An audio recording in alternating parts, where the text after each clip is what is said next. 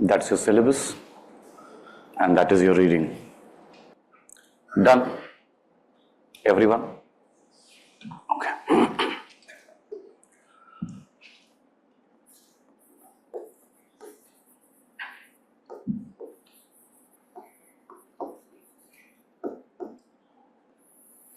The nature of state. I would be using two abbreviations here. R for religion, P for politics.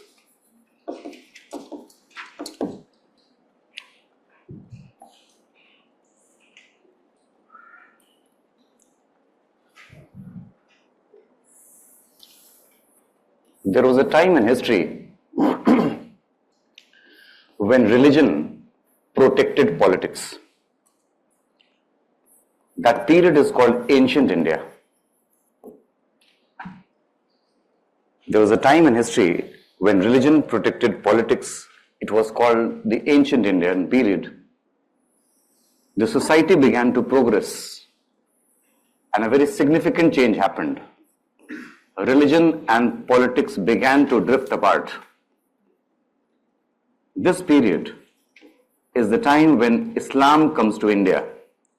We call it medieval.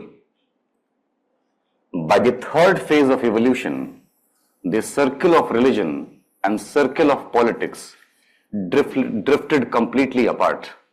After all, the politics was defined by a book called the Constitution. This is the modern period.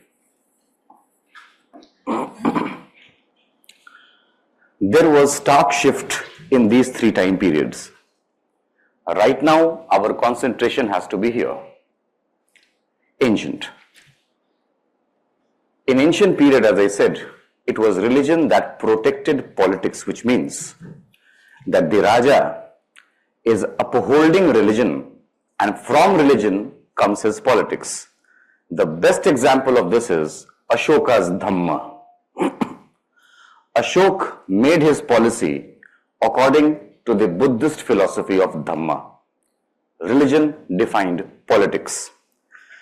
We can have a mythological example also. Ram is considered to be Maryada Purushottam. Ram is Maryada Purushottam because he is in his Maryada, and the Maryada is defined according to the Dharma. But we are here somewhere. Our discussion begins with early medieval. The time period is 750 CE. In this time period, the circle of politics and religion is exactly opposite of ancient India, which means there is no Ram anymore. There is no Ashok anymore. In fact, you are so corrupt that you are trying to define your means with religion. So you perform an action first, and then you try to justify according to the religion. That is the reason why most of the people have called this era as the Dark Age. Early medieval. If you read Puran, the word mentioned is Kali Yuga. So therefore, this period is called Kali Yuga. So our syllabus begins with Kali Yuga. Once you have drawn, let me know, I will shift to the other slide. Done? Everyone? Now we have to understand this shift today. This lecture is all about this shift. So when I say state, kindly write in the center. The state is the king, because autocracy. Now we have to define the state according to the king. King is the state. On one side write ancient. On the other side write medieval or early medieval, because we have to see the change which happens in early medieval. To understand the change, we have to do a comparative analysis. If you were a king in ancient period, the most important work you have to do is you have to uphold Raj Dharma, where dharma is religion. In fact, one part of religion. Dharma. Raj Dharma. What does Raj Dharma mean? Raj Dharma means to uphold. Raja is only concerned about Varna, Ashram, Dharma. Look at it very carefully. The meaning of dharma has changed. Now, dharma here is morality. How moral you are is defined according to your texts. So, the responsibility of the Raja is to uphold Raj Dharma, which means to uphold Varna Ashram Dharma. Now, what is Varna Ashram Dharma? The first thing that you have to understand that in this time period, the society was broken into fourfold Varna category: Brahman, Kshatriya, Vaishya, and Shudra. Out of these four, the first three were considered Dvij. Dvij means twice born, जो दो बार पैदा हो, twice born. Whereas Shudra was considered Ekaj, the one who is born once. Dvij, Ekaj. Now this Dvij are the only set of people who are allowed two things. You can be given education, only you can go to Gurukul, and number two, you can only claim to become kings. These are the two things which are kept for the first three, Dvija, education and the king. So if you are being educated and if you are going to become a king, it is only you who will follow the Varna Ashram Dharma. So the Varna Ashram Dharma is Brahmacharya when you are a student, followed by Grihastha, followed by Vanaprastha, followed by Sannyasa.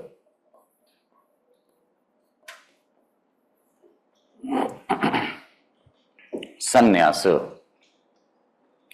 So these are the fourfold ashrams defined according to a book. That brings us to the third point. The third point. So where does the Raja understand all these things? His understanding is built on Ved. Ved defines all this. Ved. If you see this, the fourfold Varna system, this has been defined, if you want you can write it here, is been defined according to Rig Veda. In the Rig Veda there is a book called book number 10. Book number 10. It has Purusha Shukta.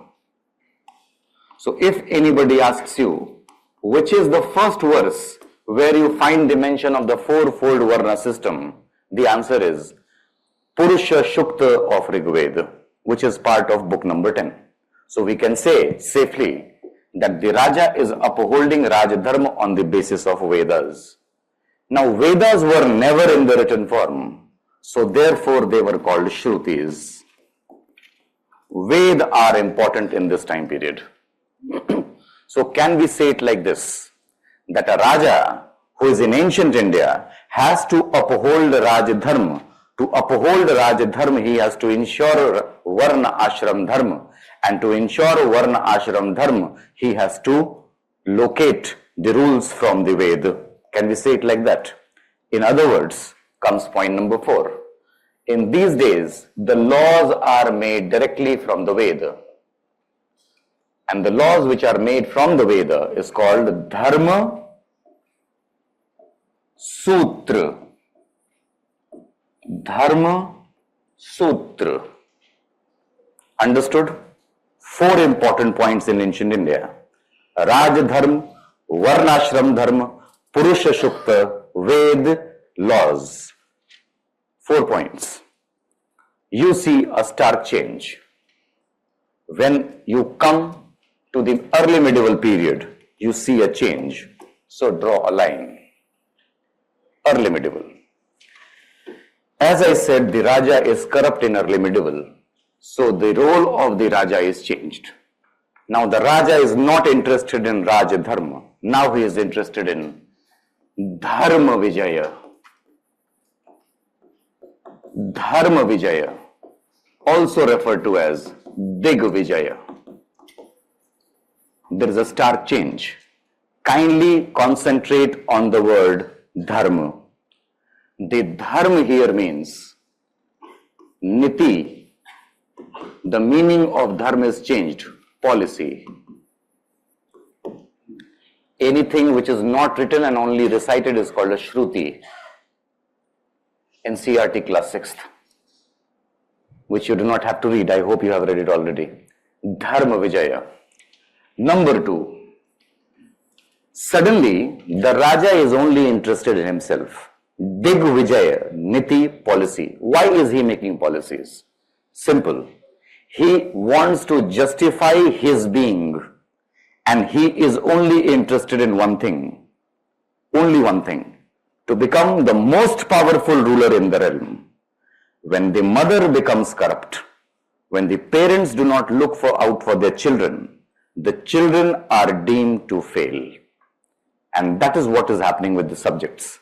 The Raja is only concerned with him. So the society is no more Varna Ashram Dharma.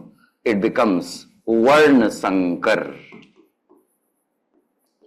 Varna Sankar is very easy to understand.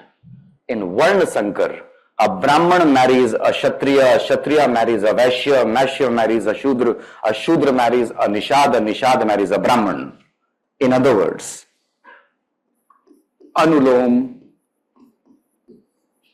Pratilom marriages begin to take shape. Anulom, Pratilom marriages happen. So what is changing? Something very crucial. Suddenly, the Varna is no more important.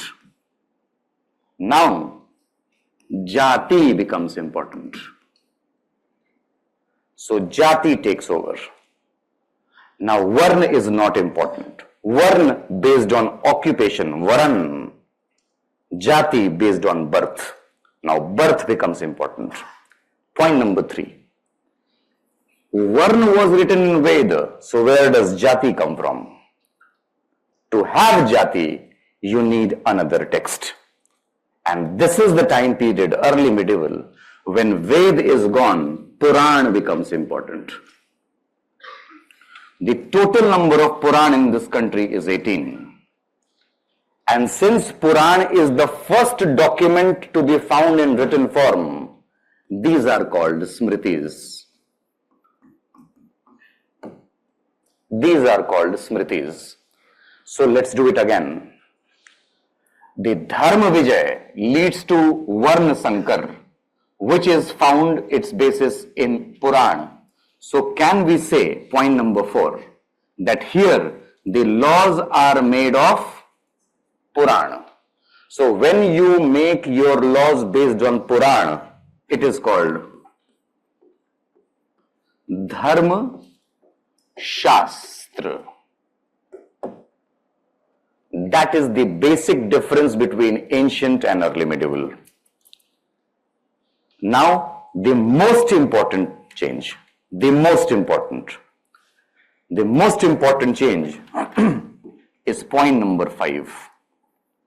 As you can see, there is no point number 5 here. There is only point number 5 here. So the Raja is corrupt. Raja only cares about himself. Raja is corrupt. He only cares about himself. But does that mean he would come out of his palace and behave like that? Absolutely not. There is a person who is standing for elections. He cannot say to the world how corrupt he is. So he shows his best face. So whenever king comes out of his court, whenever he comes to meet his people, he tells people how religious he is. In fact, he projects himself like Ram. And that is called Purta Dharma. If you come from North India, it is very easy to understand. Dharma ki purti. Dharma ki purti. Purta Dharma. In this, imagine a Brahman meets a Raja. A Raja gives him dan. Imagine a poor set of people come and meet him. Raja makes bunds, canals for them, welfare, irrigation. In other words, it is this time period when the Raja built temples. That is the reason why you will read it in NCERT that the first temple of this country dates back to early medieval period. You will not find a temple in ancient India because you did not require it. Now you require it to justify all the sins you have done till now, so that the subjects still believe in you. These are 5 points. Out of these 5 points, we have to once again understand Digvijaya and the Dharma Shastra. These 2 points.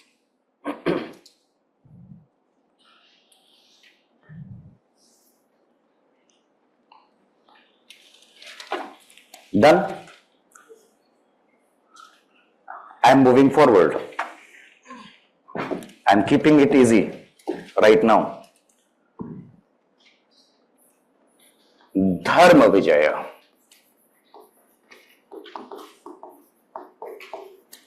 As I said, Dharma Vijaya or Digvijaya only means one thing.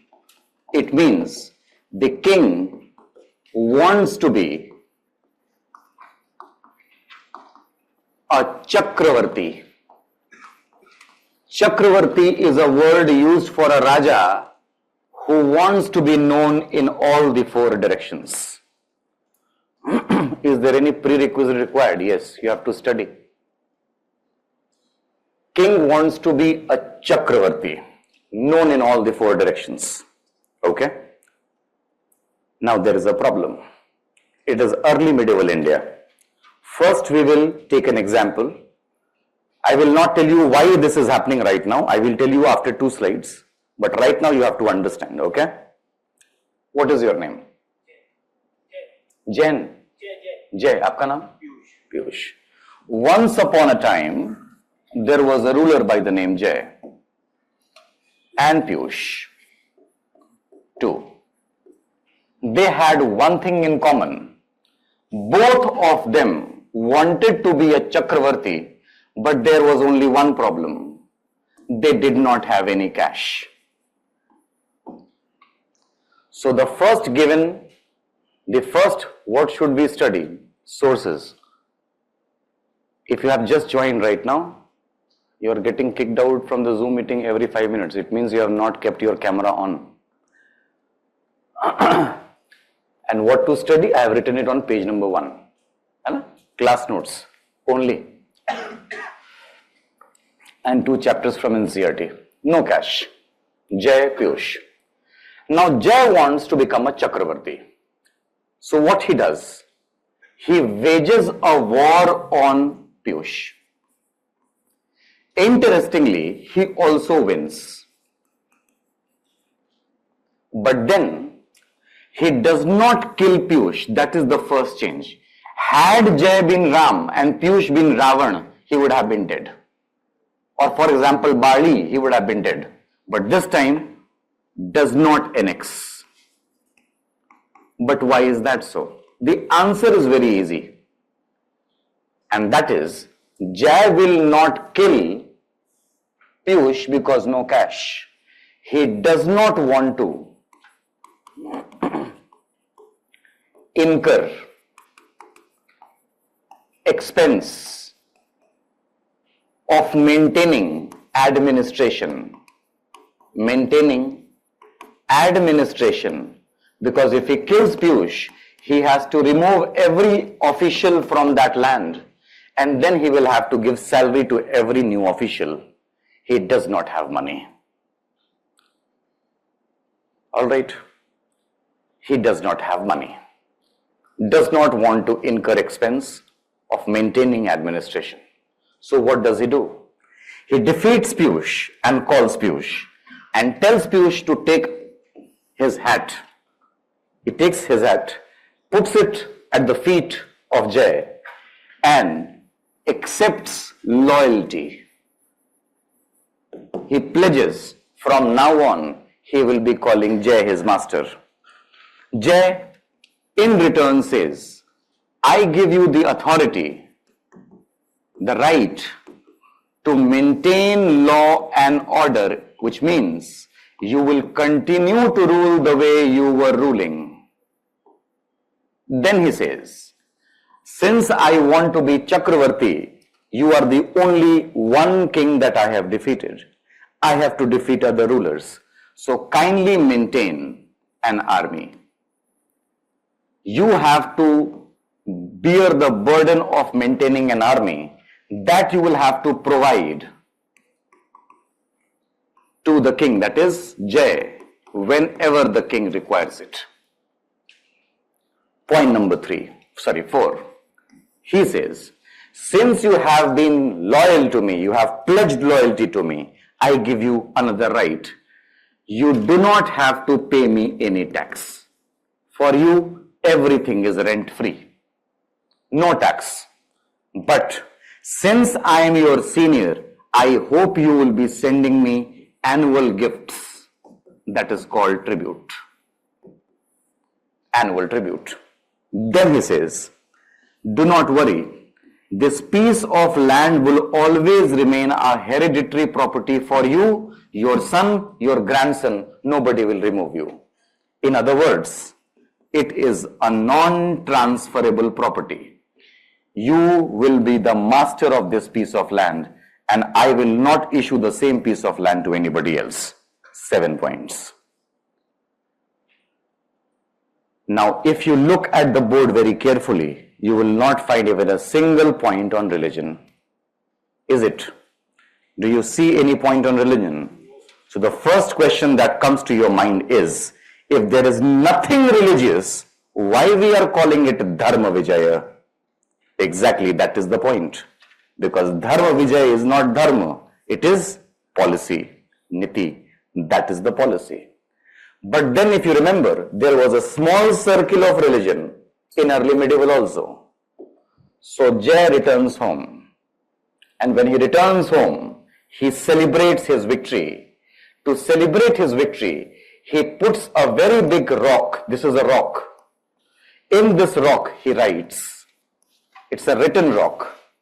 The language that he chooses is Sanskrit. In this rock, he writes, I, Jay, the Kshatriya of this country, born from the family of Prabhu Shri Ram, I, who is married to Lakshmi, I, who is married to Mother Earth, I, who control wind, air, fire, and the rivers, I, the power bestowed in me through Prabhu Shri Ram and the Ved, give Piyush a second chance. Everybody knows Piyush did not commit any crime. But what is he doing is, he is using religion to justify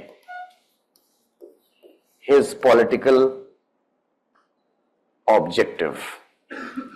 This piece of rock has a name in history. Prasishti. The famous Prasishti of Samudragupta, Allahabad, Prayag Prasishti. So you see, you have an understanding of Dharma Vijaya.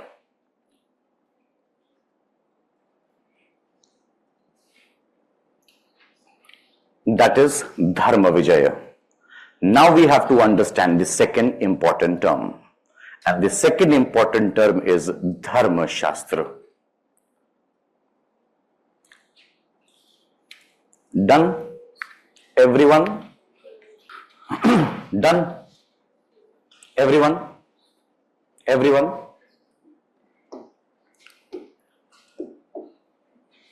There were 18 Puran in this country. And these Puran were written in Sanskrit. And in those days, if you are speaking Sanskrit, it means you are Dvija and particularly a Brahman. Brahman controls the education. Brahman controls the scripture. Hansa Sveta Baka Sveta Ko Bhedo Baka Hansayo. Nir Shir Viveketu Hanso Hansa Bako Baka. How many of you understood this? Exactly, that is the point. So Brahmins kept the Puran, they wrote the Puran, and that gives them the right and authority to make laws out of Puran. That is where Dharma Shastra comes into picture.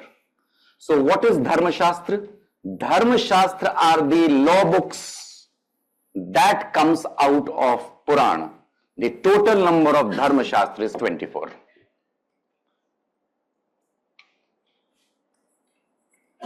They are also written in Sanskrit. They were written in Sanskrit. Together, since it is in Sanskrit, together the 24 Dharma Shastra is also named something. For example, you have a periodic table, correct? You first arrange the elements and then you say that there are certain elements which are called halogen also. Understood? Similarly, there are 24 Dharma Shastra. They are together called Chaturvimshati Mat. Chaturvimshati Mat. It will take you 3 months to revise my lectures. So do not be very harsh on yourself because I teach tough. Alright? Requirement of the exam. बात समझ में आ रहा है? Chaturvimshati is Sanskrit for 24. Mat means perspectives. So it is Dharma Shastra which is giving you law of the society. We do not call it laws. It sounds bad. It is an English word. We call it, let's keep it simple, code of conduct for the people. Again, that is English. So let us use the word which they give us. They did not call it law. They did not call it code of conduct. They called it Vyavahar. So if UPSC asks, do we have a Vyavahar books in this country? Understand, they are asking about Dharma Shastra. Understood? Itni baat samajh aayi? So what is Vyavahar called in English? The literal translation of Vyavahar would be Bilkul nahi. That is why I said I teach tough. It is UPSC paper. So if UPSC asks, where it does, what is the meaning of mat? Mat is perspective, that chaji. Ethics. Ethics, the paper that you study in UPSC is actually coming from Dharma Shastra. Remember that always. That is the reason why it is an important paper in your exam. Now when you say ethics, ethics for who?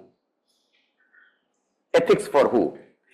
If you are going to take PSI or optionals, this is the place where you concentrate. Alright? A. The code of conduct for the subjects. The people who live in your society, in your kingdom, subjects. Always remember, for a subject, Vyavahar, ethics, may be, underline may be, legally binding if the time requires it. According to the situation, it can be legally binding. But the ethics is also defined for the state. The king cannot say that I will not have ethics for me. It is never legally binding. He makes ethical laws for himself, but never follows. I said it is important for PSIR. What is your name? Dushyant was sitting in his car and suddenly somebody comes and knocks at his door and says, since you are not wearing a mask, you will have to pay the fine. He says, there is no such rule that can make me follow the duties. I will spit on the road. I will not wear a mask. Do whatever you want. The police puts fine on him saying that for 6 months, the government of India have made fundamental duties to be followed verbatim. He is very angry, he comes home. There is a manhole which has been opened. He is so angry that the next day he goes to the court and files a PIL against the Chief Minister of Delhi. The Chief Minister of Delhi says, I am not coming. Directive principle of the state policies. That is the reason why ethics is taught to you. Because when you say that constitution is not at all religious, you are only 2/3 correct. Because 1/3 of the constitution is being made from the Dharma Shastra of this country. Clear? Once again, the Chaturvimshati Mat has to define the laws of the nation. एक और चीज मैं बता दूं. At this point in time, it is important to understand that Google will not help you. So whatever you read in Google is incorrect. All right, so you will only follow this. Chaturvimshati begins with 2 important texts. The first 2 Dharma Shastra of this country, the one is Manu Smriti and the other is Yajna Valka Smriti. These are the 2 canonical texts which everybody needs to follow. Everyone. Now these 2 books were written in the 2nd century CE, ancient India. But at that time, these texts were not important because Ved, Puran was gaining ground but not that popular. Ved was popular. But after some time, as you enter the early medieval period, we saw the writing of 22 other Dharma Shastra. And what is interesting is, all the Dharma Shastra subjects mean people, citizens. Early medieval, all the Dharma Shastra that you saw has been based on these 2 books. The 2 most important books for our understanding for the exam is, one is Daya Bhag, written by Jimut Vahan. I have written it under Manu Smriti because it takes cues from Manu Smriti. Similarly, there is a book called Mitakshar, which is written by Vigyaneshwar. I have written this name under Yajnavalk because it takes cues from there also. That does not mean it is a hard and fast rule. Dayabhag also pulls from Yajnavalk, but most of the things here is from Manu Smriti. Understood? Yajnavalk Smriti gives you Mitakshar completely, 100%. Dayabhag takes 70% from Manu, 30% from Yajnavalk. Now these 2 books, the names are written below. Jimut Vahan and Vigyaneshwar are the names of the people. Dayabhag and Mitakshar are names of the books. Now people think that these are not important because this is history. Incorrect. These 2 books are equally important in 2024. The question is, how? The question is, how? Because now we have constitution. But what if we put these 2 books in constitution? Am I saying that 2 Dharma Shastra are mentioned in the constitution? We will see. Have you written? These two books are written in the bare laws, the bare act of this country. We call it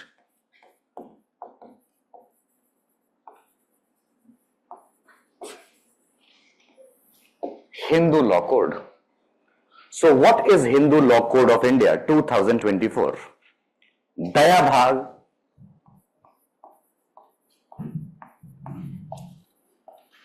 and Mitakshar, they define the property laws of this country. How much property you can claim from your fathers, you have to follow these two books. Daya Bhag was followed only in one place in this country, Bengal, since the time of the Pala dynasty. Whereas Mitakshar was followed all across India, obviously except Bengal, since the time of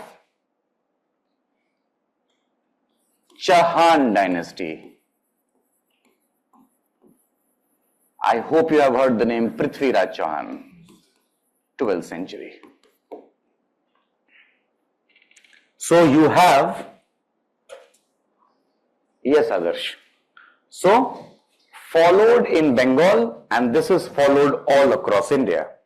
Now if you are sitting in Bengal and if you are following property laws from Daya Bhag, you can never claim property. Son, never the owner of property until father lives. You have to kill your father here if you want to claim property. You have to wait till he dies. Number 2 here, the father, the son and the grandson. How many generations? So write it, 3 generations are co-owners of the property the day they are born. Do we have to take notes as you teach, or we'll get 1 minute to jot? No, you will just have to do both. Imagine that you are already an IAS officer and the Prime Minister of India is speaking and you are taking notes. You can't say, stop sir, I will write. No, do it. Prepare as a servant. Servant does not get time. And behave like a bureaucrat. Don't ask me silly questions. Number 3, one more thing, I do not give hand notes. So no handouts for you. This is the only place where you will learn all this. And you have to maintain the pace, that's the point. Son never, that is the reason why I come just after your first introductory classes. Just to tell you what is the pace you have to maintain. Son never the owner until the father is alive. Point number 3. What if you are married, the wife becomes the co-owner of the property?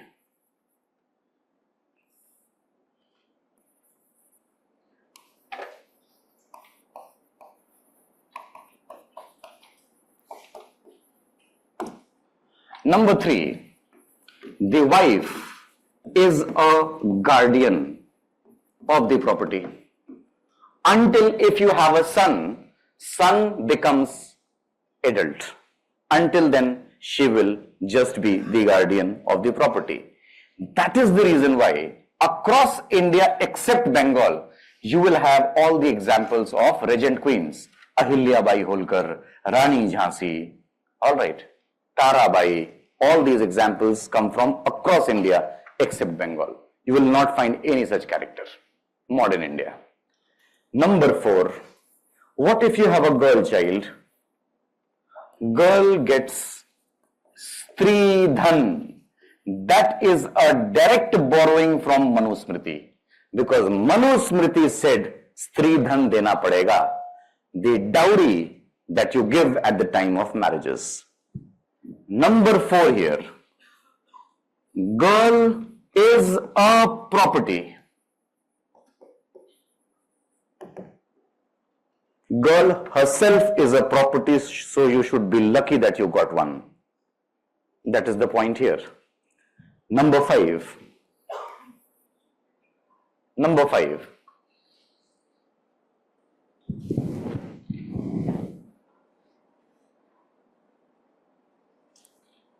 Let us imagine that you are three, four brothers. All right. The division of property is allowed.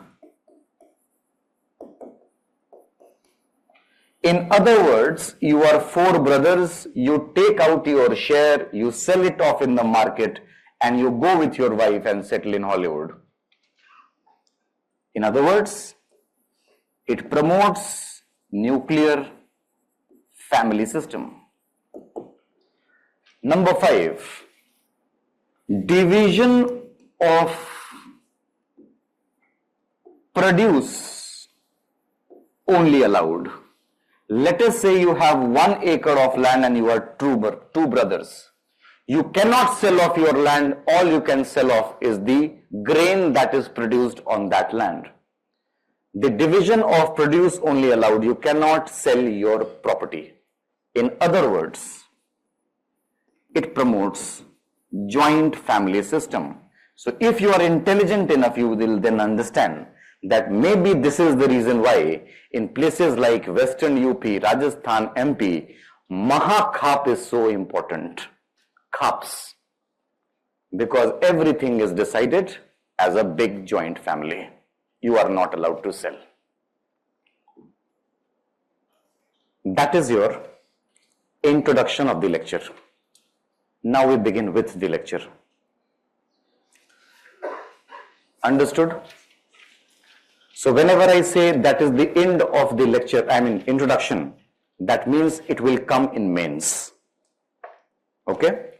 When I say we'll start with the lecture, it will come in PT. It may come in mains, but introduction will always come in mains. For example, this is UPSC 2021 PT question, but 2022 mains question. Whatever they ask in PT, 2 years later they will ask in mains. That is how they ask. Shall we?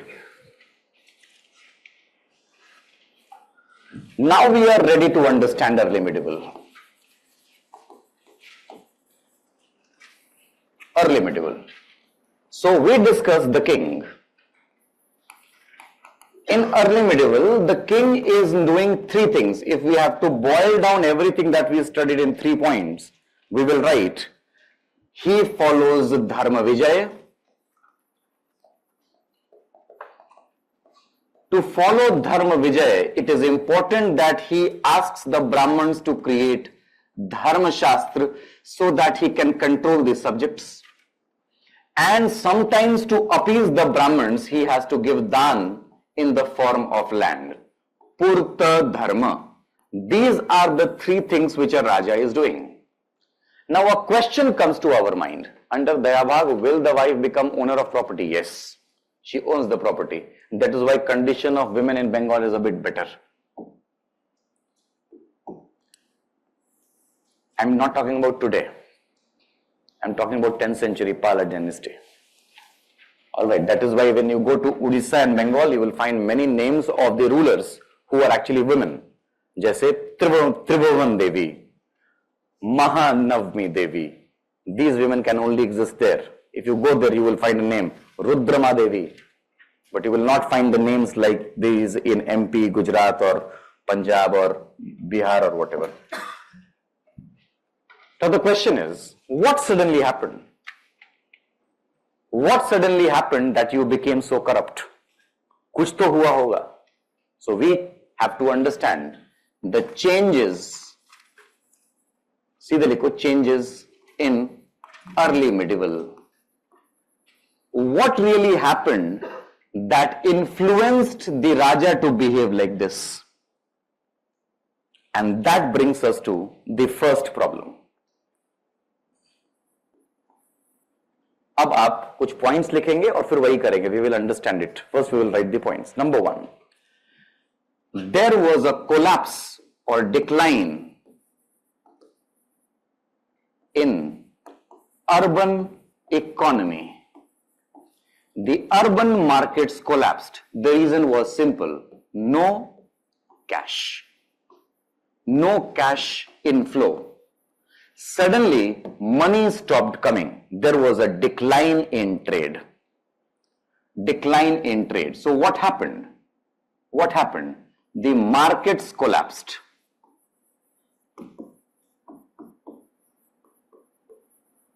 The markets collapsed. Urban economy collapsed. There was nowhere you have a market. It has simply collapsed. Point number 2. Now the Rajas, how would they survive? So the only place, it is quite difficult to understand the topic that you taught. Exactly it is. What can we do to better the understanding? Class 6, 7th, 8th, 9th, 10th, 11th, 12th, NCRTs. And then if you can, possibly, if you can, there's one book on ancient India that you finish. Choose any, whatever you, once you finish ancient India, then you will understand this lecture. Any book, take any book on ancient India, 600 pages, Upender Singh. That is why when you come to prepare for UPSC, you have to remember that most of the things you have to learn, because 1 year only you have. Jot and learn, because I am teaching you very basics. I have gone to the basics to teach you. That is why I gave you 1 hour introduction, just to come here. This is the lecture actually. What I was teaching was ancient, and ancient is not my part. Number 2, whenever there is a collapse in the economy, the pressure is on the village. Revival of rural economy. Now you have to remember it. If you are not an economist, you just have to remember it. Revival of rural economy. Revival. Why? If the urban markets collapsed, why is the village performing well? Why? This could not have been understood by a student who was here in 2019.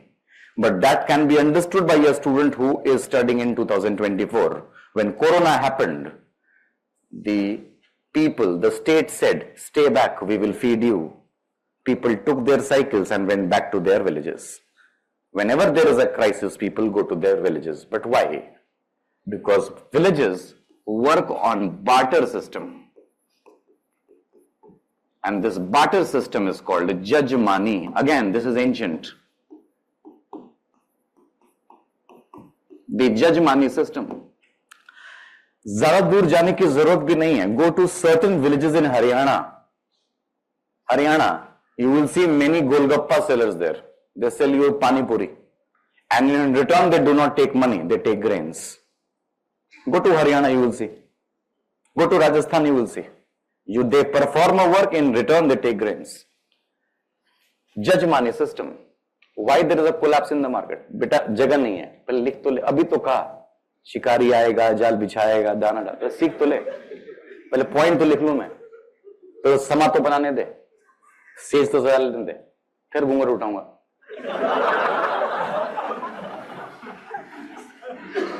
Number 3. There was no money. It was very hard for the Raja to maintain a massive empire. So what happened? The kingdoms collapsed. Political decentralization. Political decentralization. The big empires, Gupta Empire collapsed. Point number 4.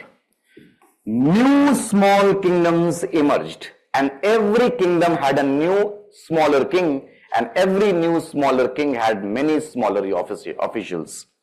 Emergence of intermediaries. Intermediaries. Point number 4. Emergence of intermediaries. Number 5. Now you tell me, if the Raja wants to live in luxury, what should he do? Exploit. But who exploit? Who would you exploit?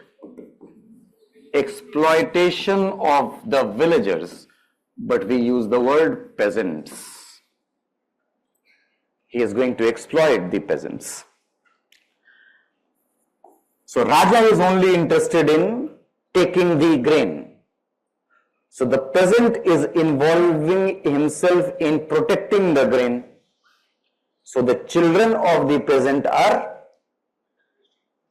marrying some other person. When the father is looking somewhere, the children will marry someone else. नहीं, बाप काम कर रहा है, बेटा धोबिन के साथ लगा पड़ा है. Emergence of jatis. Number 7. When that is happening, every new jati which is created will now have their own set of heroes.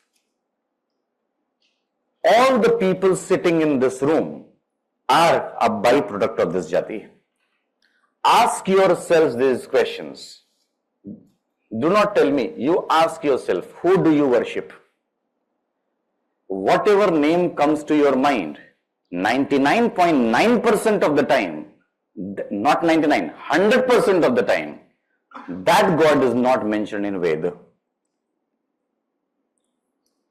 समझ आई बात? Whatever God you worship is not mentioned in Veda, which means every God is a new creation. Bhakti movement and Tantricism takes shape. Hanuman is not in Veda. So is Ram. They are not mentioned in Veda. All these are new gods. Emergence of Bhakti movement and Tantricism. How rural economy was in revival when peasants were exploited as they were the majority. You exploit only those who have something. For example, you are exploiting me because I have something.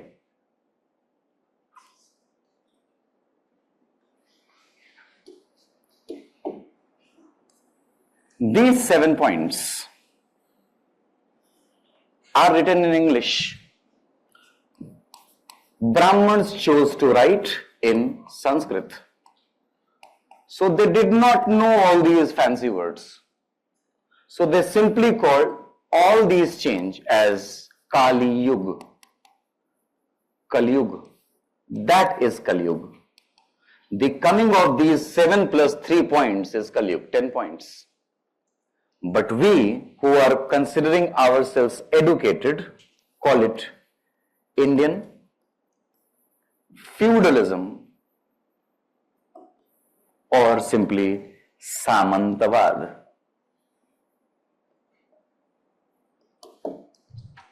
That is your early medieval. So if UPSC asks you, what is early medieval? Just say Samantavad.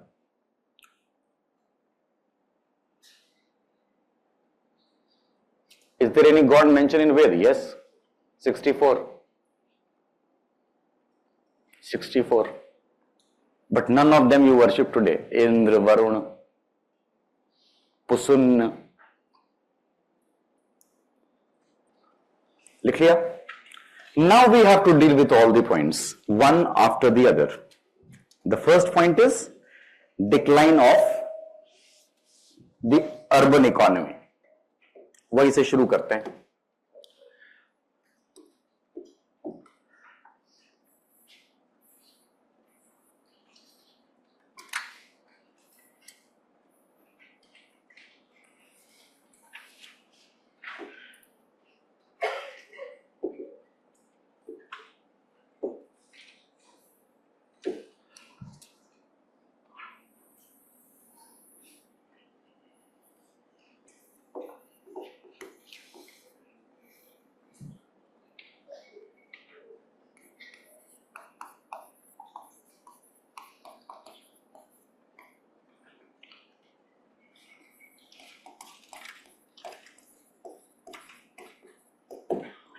Once upon a time, when Byzantine, how exactly Jati emerged? Gaurav, you are a Tripathi. Go and marry a Yadav. Simple. So simple. How Jati emerged? Why do you want to study it? Go perform it. ऐसे भी आजकल चल रहा है ना, hands on education, experiential learning. Feel it.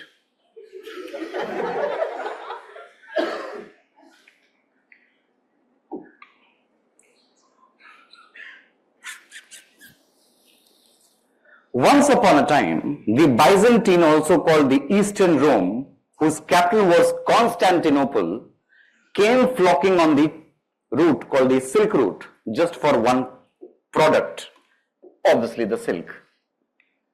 And it is here that you would find many Indian middlemen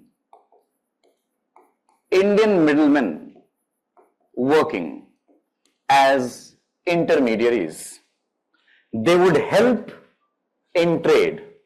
After all, they are the Indian Vaishya community, merchants. This trade was so lucrative that 2 points on this map of India, this point is Daibul, which is the only Indian port on Indus River, also called Banbhor, and the only port towards Bengal, Tamralipti, flourished. So much money came to India, because Byzantine was dealing in gold coins. They brought their gold coins. So much money was brought in India. Which gold coin? We call it drachma. This drachma came to India so much so that many historians call this period the Golden Age. Okay? This drachma entered India through the merchants. In India at this time there was Gupta Empire. So Gupta Empire also dealt in gold coins. Do you know the name of the gold coin of the Guptas? Suvarna. But that is what we call it. But what was it actually called? Do you know? It was called Dramya. In other words, Dramya is Drachma. In other words, if there is no Drachma, there is no Dramya. In other words, since Drachma and Dramya are same, Indian economy is based on the coming of Drachma to this country. In other words, Gangadhar hi Shaktiman hai. Understood? Something happened in 550 CE. In 550 CE, Byzantine stole silkworm. So when they stole silkworm, they stopped coming on the Silk Route. As they came coming on the Silk Route, Indian merchants lost their job. When Indian merchants lost their job, there was no drachma to come to India. So there was no drum in India. So there was no cash. Daibul declined. Tamralipti also declined. Everything declined. सब कुछ खत्म हो गया. 550 CE onwards. But nothing is black and white. For example, if you have some memory of Corona period, you know, that you would, for example, if UPSC asks you to write an answer on Corona, you will write, everything was closed. Alright, it was a period where everything was put at a halt. The world was at halt. That's how you will write. But even you know that is not correct. Ask the boys. Nothing was closed. Alright. Girls, you only have idea of milkmen working and the vegetable shops working. But ask boys. Yes, 10 रुपए की चीज 15 में मिल रही थी. 20 की चीज 25 की मिलती थी. पर मिलती थी. How can somebody stole silk? Silkworm. Somebody stole silkworm. From silkworm comes silk. It takes time to make. Yes, it took them 50 years to skill the act. Everything is not happening. It didn't happen Monday, it did not happen on Tuesday. It took 50 years. Kunjam, kunjam. So what I'm trying to tell you is, nothing collapses completely. The Indian merchants returned back home. ये हिंदुस्तान आ गए. And then they stayed at 4 important places in India. 1, 2, 3, 4. Number 1 is Prithudak. Prithudak today is in Haryana. इसी को हम आज पेहोवा के नाम से जानते हैं. Pehowa, if you have been to Haryana. Number 2, for good things. Number 2, Gopagiri is present day Gwalior. Number 3 is Siyadoni. Also added with it is Lalitpur, which actually forms what you refer to as Jhansi. And number 4 is Tat Anandpur. Tat Anandpur is basically Bundelkhand region.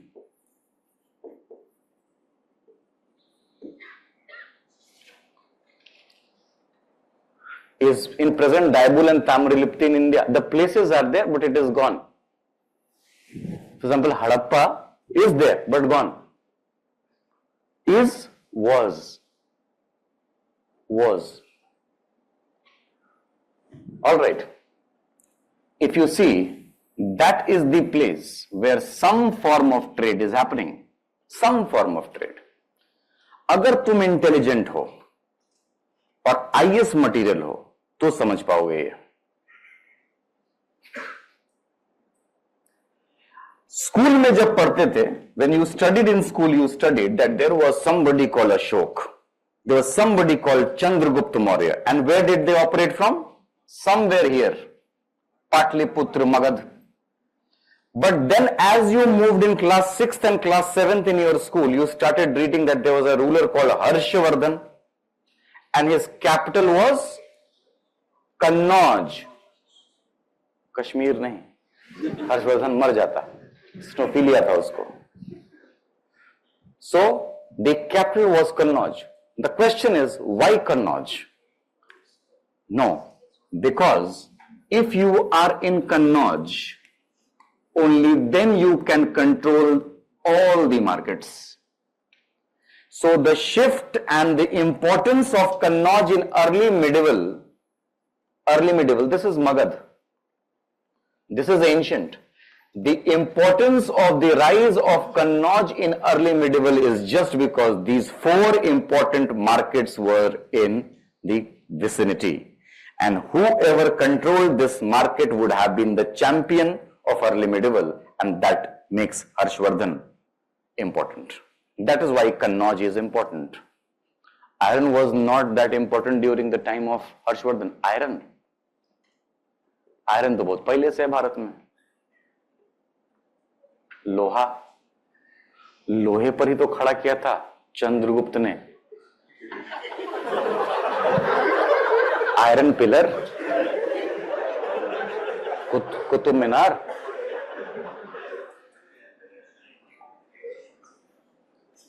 Iron pillar, Qutub Minar, that you see is of Gupta period. So iron तो पहले से था. ये बीच में iron कहां से आ गया? हम आयरन तो बात भी नहीं कर रहे. ठीक हो? क्या सोच रहे हो? So this is how the cash inflow left India. No cash, urban decline. Clear है? चलो अब आगे बढ़ते हैं. Now you are ready to understand the other points. In the middle right, feudalism.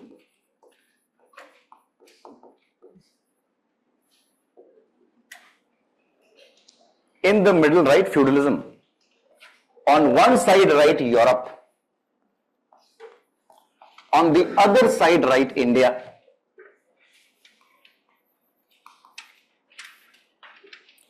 The word feudalism comes from Europe actually. That area we found the majority of or iron ore. I have no idea. But iron was with India.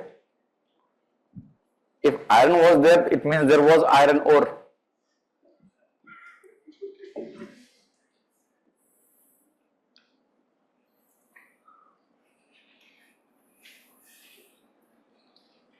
We have to make a triangle. It's actually a pyramid. Pyramid has 3 layers. 1, 2 and 3. Now we break this pyramid into 2. The left side represents Europe, the right side represents India. Clear? Here at the top is a king. But India do not have king, India has Maharaja. It may sound similar, but it is not. What was the name of the 3 cities? Which 3 city? Be specific. Do not talk like my mother. Use noun in the pronoun. वो वहां रखा है उसके पीछे. अरे कहां? किसके पीछे? क्या रखा है? Ask the question again. Which 3 cities? The difference is the king is the owner of the land. However, the Maharaja is just a guardian of the land. In other words, the Maharaja is not the owner. In other words, he is just a protector. In other words, a Raja should be ideally a Kshatriya, a protector. That is the basic difference between Europe and India. Number 2. In the second box, you write vassal. They are known by different names. Lord, Duke, Baron. These are the words used for them. But in India, we simply call them Bhogika. Bhogika. These are named Raja, Rana, Rawat, Ranaka. Rana jaisa, Ranaka. These are the titles used by the vassals in India who are called Bhogika. Now understand this, that the king here has a kingdom and here also he has no cash. He has no cash. So he takes out a piece of land from his kingdom. This piece of land is called fief. And he gives fief as a salary to the vassals. Alright. He gives a piece of land as salary to the vassals. So what is a fief? Fief is a piece of land. 2. Given to vassal. 3. In lieu of salary. In lieu of salary. Sorry, in lieu of service. Sorry, salary likh raha hu. In lieu of service. As salary. In lieu of service. Whatever service you do, in lieu of that you get a salary. But why would you give this person the salary? What is so special about this vassal? 7 things which you already know. Number 1, he has to be loyal. He has to maintain law and order. He has to maintain army. I am just writing the same point which I wrote for Piyush. So you can write the same. Number 4, and you can write faster than me because we have already done. It is rent free.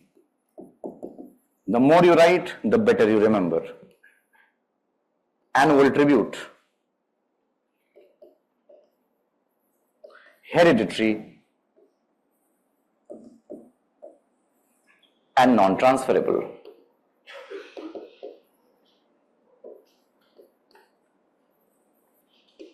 These 7 points. Meaning of vassal. Vassal is a vassal.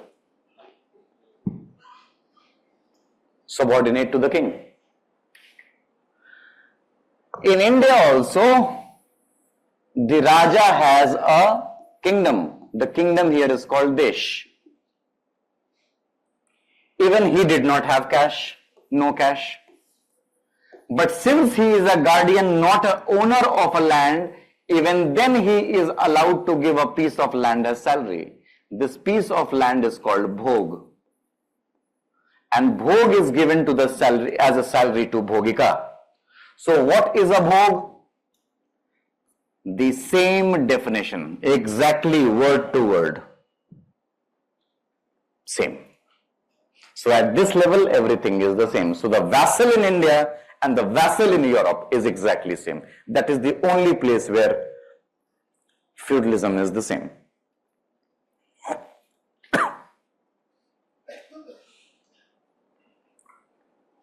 Understood? Now comes the last box, which we have not filled yet. Now we have to fill that box. हो जाए तो बताना. Done? Difference between owner and guardian. Very simple, Smriti.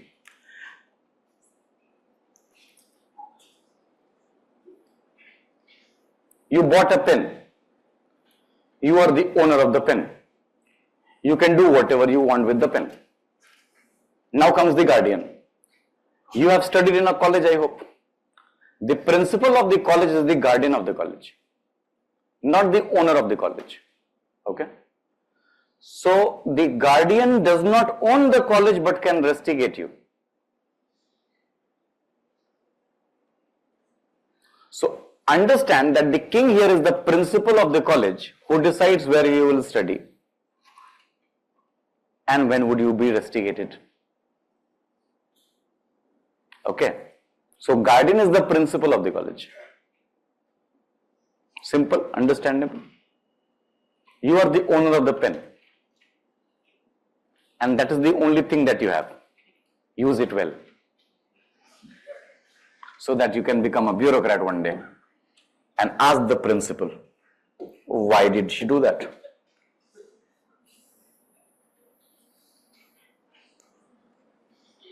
Now what I have done is, I have taken a fief. What does vassal provide in return for the fief? Why would they write?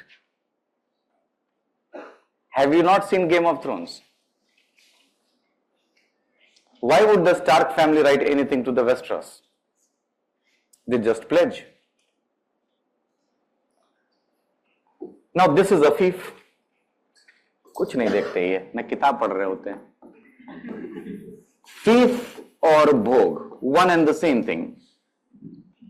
Alright?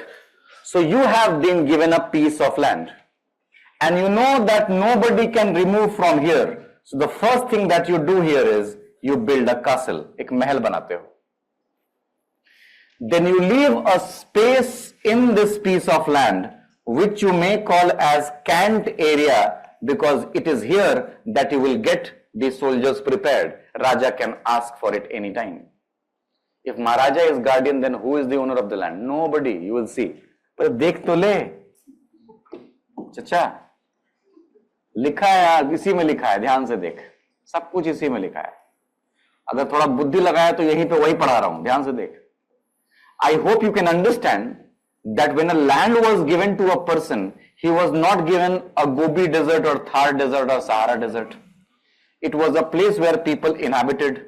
So the people were living already here and there were many people with many plots of land on their name.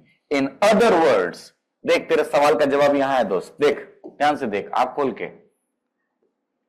Number one, these are peasants and peasants own land. समझ आई बात? Who is the owner of land? So if UPSC asks, who is the owner of land in Europe? Your answer would be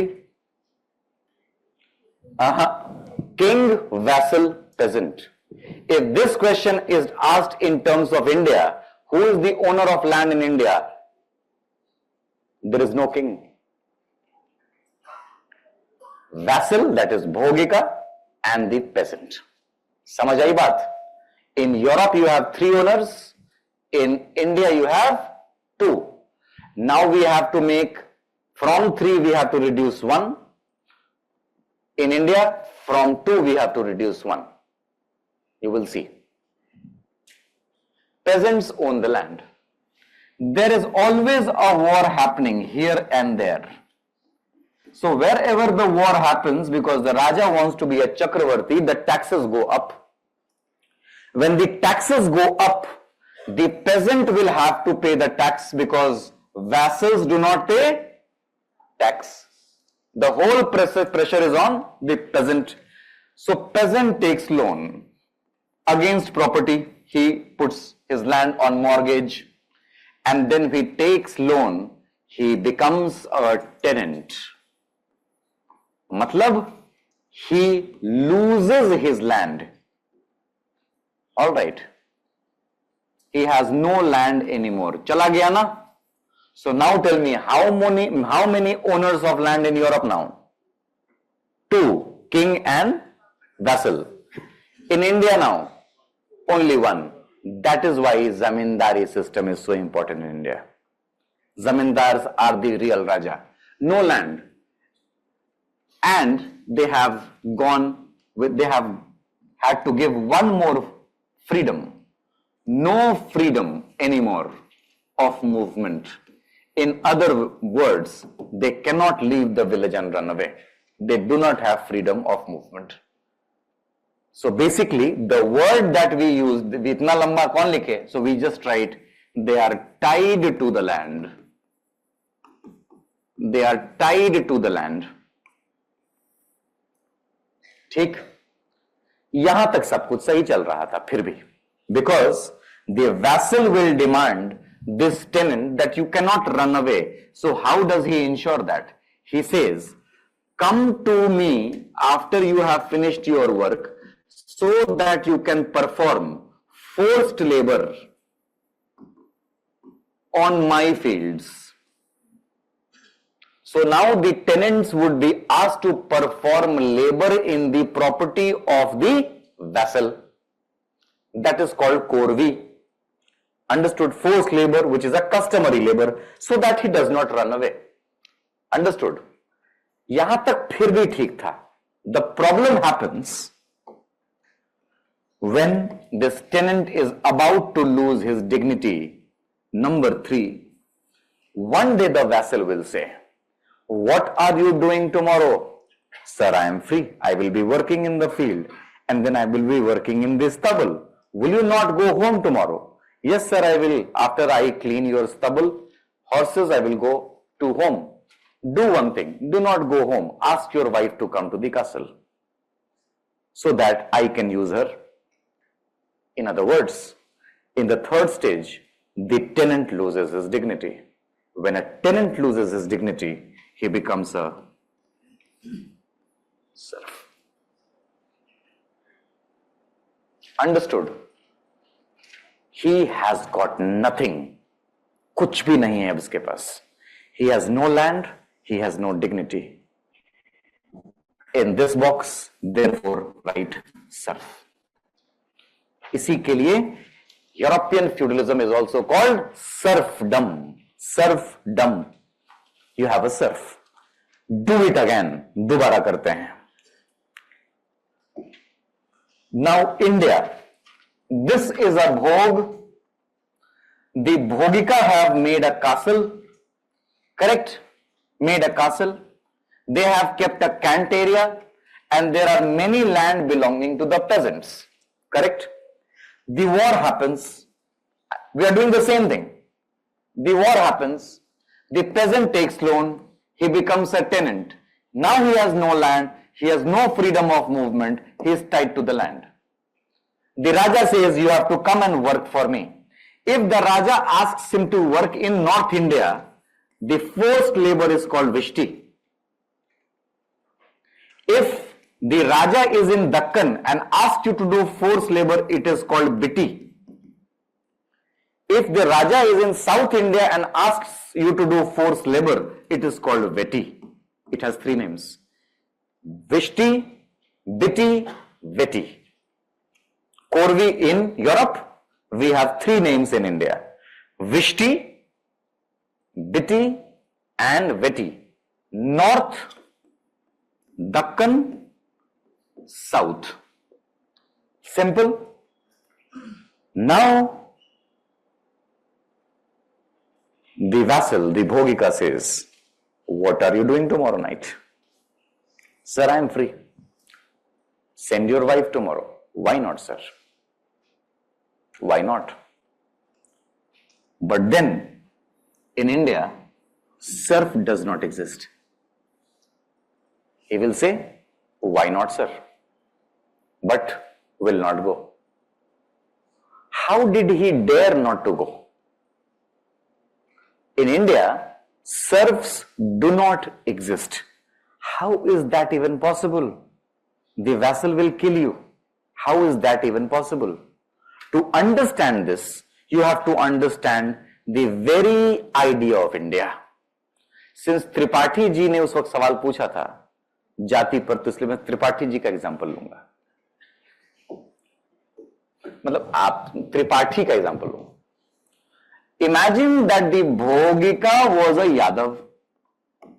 Imagine. And here was a peasant, he was a Tripathi ji.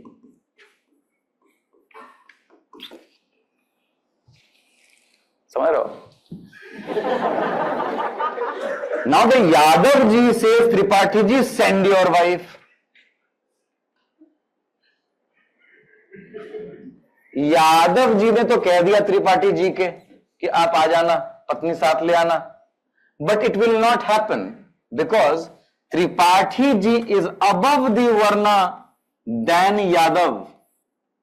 So half of the population was saved because of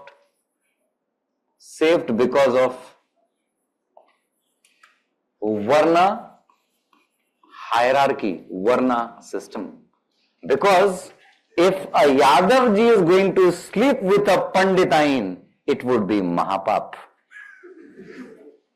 So half of the population is saved because of Varna system. But what if there is a Yadav here? अब तो फंस जाएगा Yadav, because इसमें तो कोई सिन नहीं है. ये भी बचेगा. वो कैसे? It is because of the anukampa of Bhagavan. I do not know how religious you are, you should be. India is blessed with 9 months of sunlight.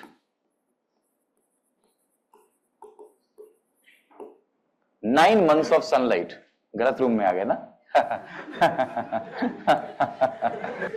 9 months of sunlight.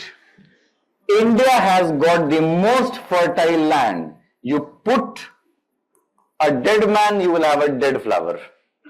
It is so fertile. India has 9 months of sunlight and India has so many fertile land that if a vassal says to this tenant, bring your wife tomorrow, before tomorrow arrives, by the midnight, he will just run away in the forest and start jhum cultivation. Because you have too much land, which is not true in Europe.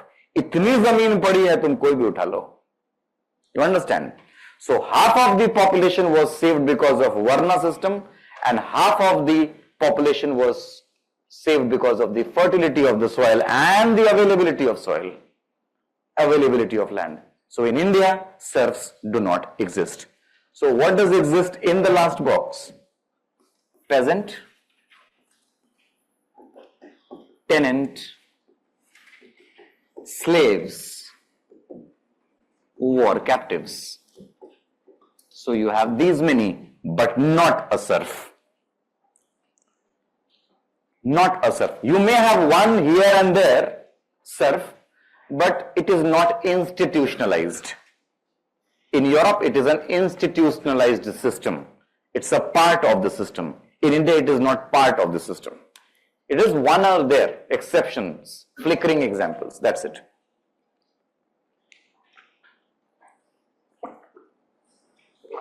War captives.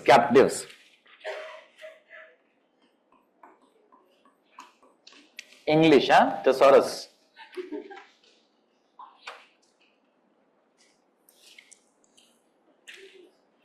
Next slide, please. I know. Deck. Done. If king in India is only guardian of land, how can he give it to someone else as bhog? The Prime Minister of India can sell, let us say, a PSU or not. But he is not the owner of the PSU. Because we have given him the power. The power is vested in him through the Constitution of India. Similarly, the king has the power vested in him according to the Dharma Shastra. He is a Kshatriya. And the role of the Kshatriya is to protect. For that, whatever he can do, he will. Done? आगे बढ़ते हैं. Now comes a very interesting question. Imagine this is a desh, the kingdom, and this is a piece of land which we call bhog. The question is very simple. The question is, what makes it feudal? What makes a bhog feudal? That is the simple question.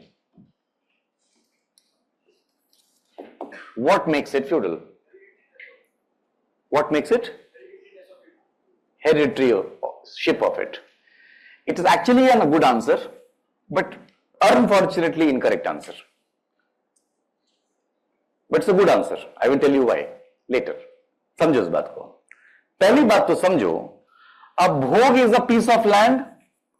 Correct? It's a piece of land. Land is never feudal. Always remember this. Land is never feudal. Land कभी feudal नहीं होता. You go and stand on a land and ask that land, are you feudal? वो जवाब ही नहीं देता. Land is never feudal. Feudal is the relation. Feudal is the relation. रिश्ते की बात है यहां पर. So the relation between who? The relation between a man and the land. Which means, what do you mean by relation? So feudal relation means when a land is given with two rights, only then it becomes feudal. A land plus two rights make a land feudal. If you take anything out of it, it is not feudal. So what are those two rights which should be given with a land to make it feudal? And then that gentleman's answer becomes correct. Number one, right to administer. That is, maintain law and order. I am breaking it for you so that you understand that what we wrote for Piyush is correct every time. All right. Maintain law and order. But remember, civil only. Do not forget to write only. Civil only. Number two, the second right is, the Raja gave you a piece of land, but you are busy. Since he has given you the right to maintain law and order, now you have the right to get it cultivated, Matlab, let us say Piyush gets a piece of land and he has 100 acres of land. He wants to do something else. He breaks the pieces of land into 10 small pieces, 10 acres each, gives it to 10 other people and collects rent. Batai system. Contractualization. I think that is the reason why most of the people sitting here who comes from rural background can come and join this class, because their land is being tilled by somebody else right now in their village. So when you have the right of giving your land on Batai, you are actually a feudal lord. These two rights make a land feudal. समझ आई बात? Now comes, do we have a source? Because without source, there is no history. So comes the source. Nasik inscription, which belongs to Satavahanas. The ruler is Gautamaputra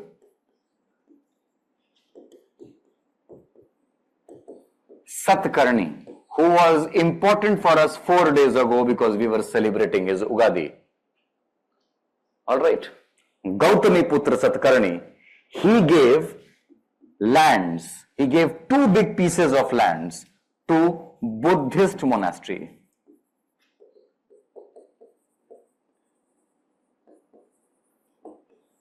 Buddhist monastery.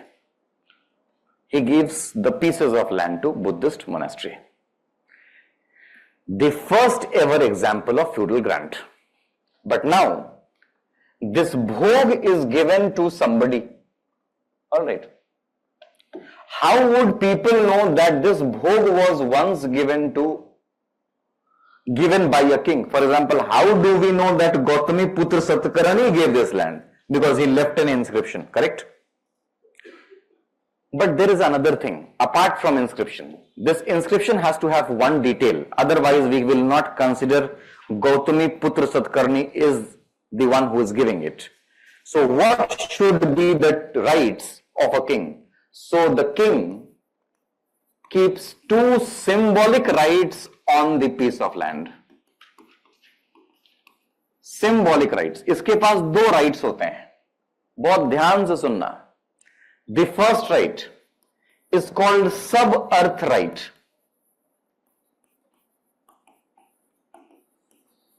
Sub-earth right, which also includes mining. बहुत ध्यान से समझना इसको. When whoever has a piece of land and owns a piece of land in this country, whoever, जितने भी लोग बैठे हैं, ये याद रखना. You only own 8.5 inches of the earth's crust. 8.5 inch. Below that is the state's property.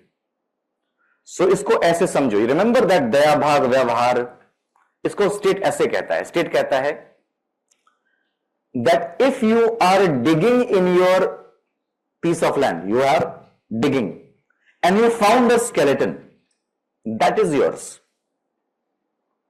But if you have found a treasury box kept beside the skeleton, that is of the state. So if you are digging in your land and you get a oil well, that is for the state to claim. Anything which is found below 8.5 inches belongs to the king because that is king's vetan. Vetan of king. Alright.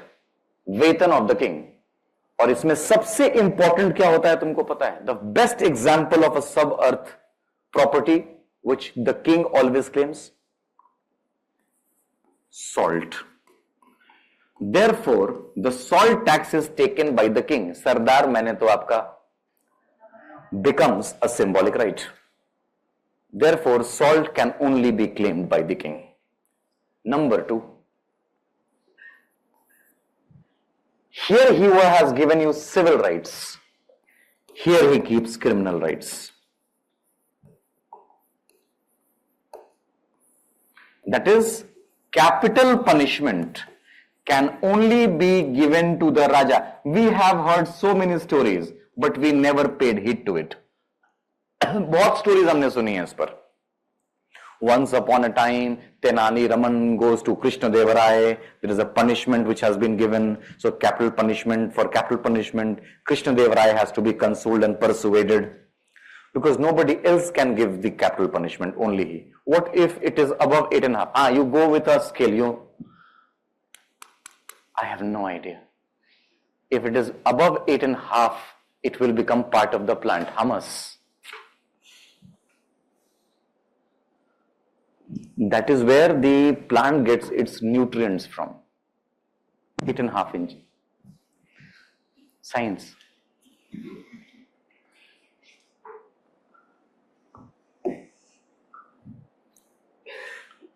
Now please understand the last point, the criminal rights. To maintain criminal rights, I hope it is understandable by logic that the police, who is called a cut, and the judge, which is called a bhatt, has to be maintained by the Raja himself. Otherwise, there would be a bias in the justice system. and it means that they should be given salary. They are salaried class, and this salary should come in cash, don't you think? Otherwise, if you give them a salary in a piece of land, they would turn bias. What if they have to deal with a case which is of their neighbor's land? Then there would be a bias. But don't you think I have been screeching at the top of my voice for the last 1.5 hours? There is no cash.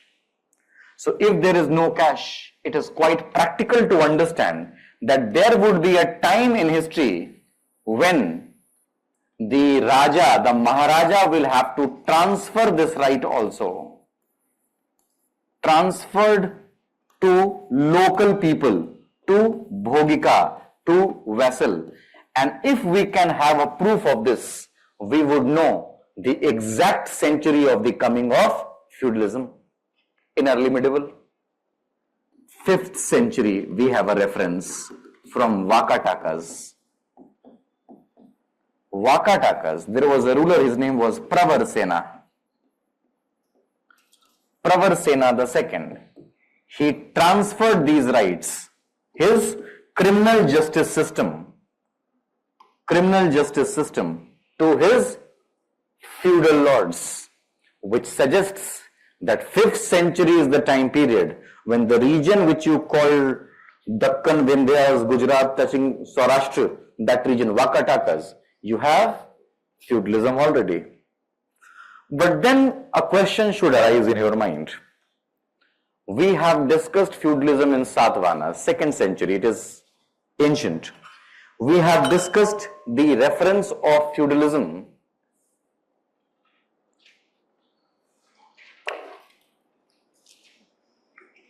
in Vakatakas. Gupta में prove करो तो बात बने. Prove it in the most mighty empire of the time period, only then we will believe that yes, there has been a feudalism in India. Don't you think so? So if I prove it in Guptas, then we can assume that most part of this country had feudalism, because Guptas extended from north all the way till Karnataka. So let us prove this in Guptas.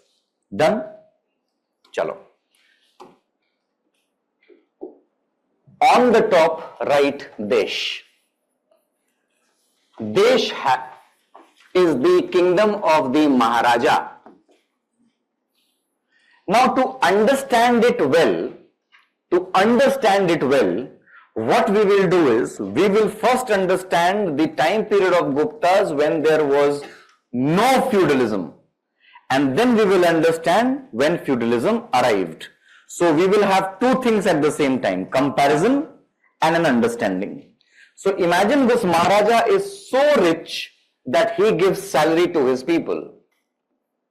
Below Desh, he creates many provinces. Provinces are called Bhukti. Bhukti is a province. At the stage of province, you have Uparika. Uparika is a governor. इसकी salary उस जमाने में 60,000 हुआ करती थी, 60,000 panas. Huge. Very huge salary they received. Bhukti, that is the governor. Below the governor, below the province, you have districts. Districts were called Vishaya. This is what you want to become, the district magistrate. Vishayapati.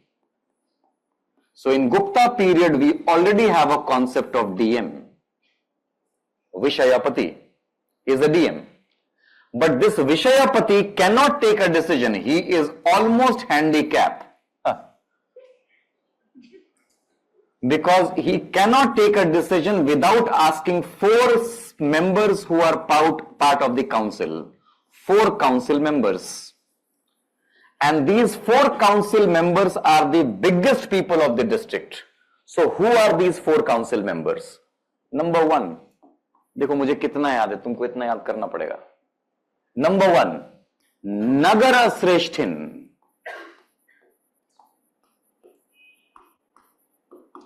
Nagara Sreshtin is the head of the merchant guild. He is the president of the merchant association. Number 2, Sarthavaha. Sarthavaha is the head of caravan traders, caravaneers, caravan traders. Number 3 is Pratham Kulika. Pratham Kulika is basically the head artisan. ये artists का जितने भी आर्टिजान्स हैं उनका head है, head आर्टिजान, head of artisans. That's why I have written S, you can write off. Number 4 is Pratham. Tripathi ji, there is a jati. Kayastha. Kayasth are born. They are head accountants. 4 people, 4-member council. A Vishayapati cannot take a decision without their approval. Below Vishaya, we have blocks. Vethi, Bhumi, Patak. 3 different names for a block. Here is the block divisional officer. We call him Vethi Mahattar. Vethi Mahattar is called Vethi Mahattar in a Vethi. In Bhumi, he is called Ayukta. In Patak, he is called Adhikaran.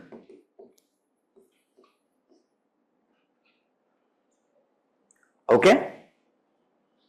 Kayasth is accountant. ACCT is always accounts. Always, huh? So ACCT is accountant. Munin Sahab. And after Vethi comes the last box. Last important submission is the gram, the village. The village has a gramik. Has a gramik. Is Vishayapati and Amatya the same? No, Amatya is here, beta. Amatya is here. Amatya is the minister. Amatya sits here. Kumar Amatya sits here. Kumar Amatya sits here. Kumar Amatya is the son of the Maharaja. Amatya is upar. Amatya matlab minister. Minister sits in the parliament. No, parliament is in the center. Nahin.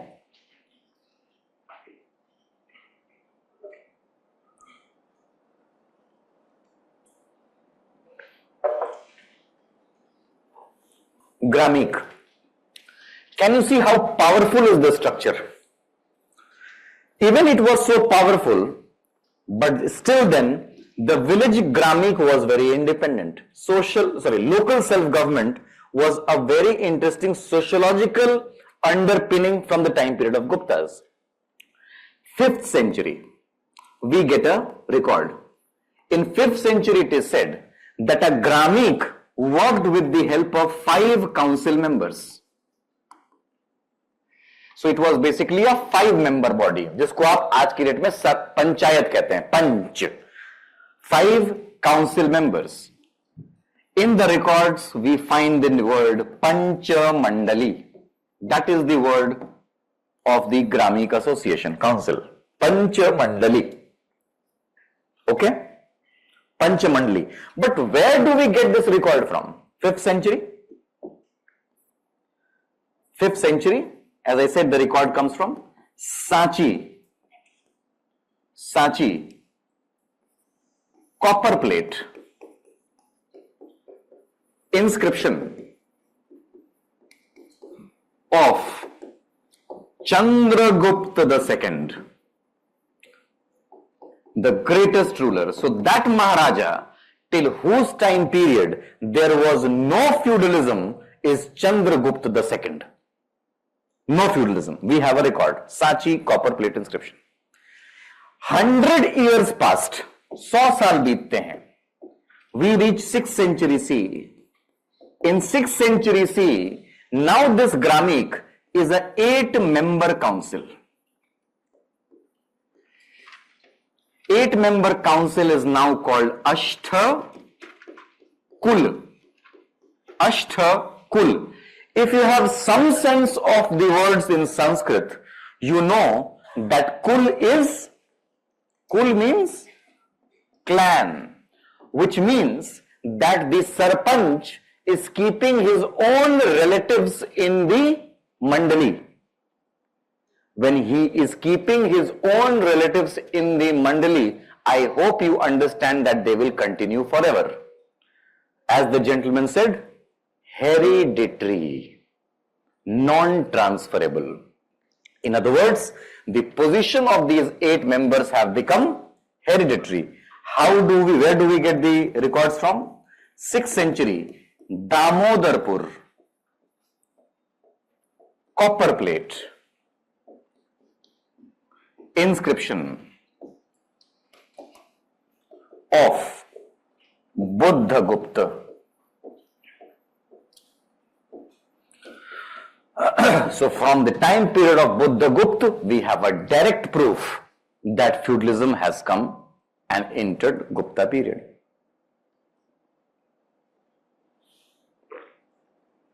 Easy.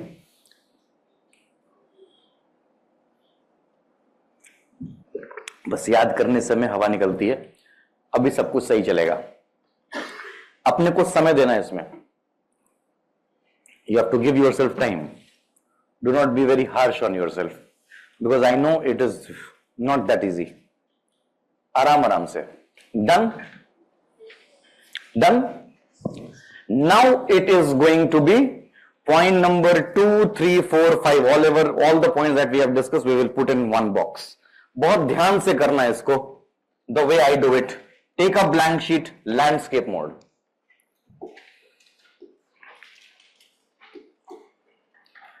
Leave some space on the left. Make a box.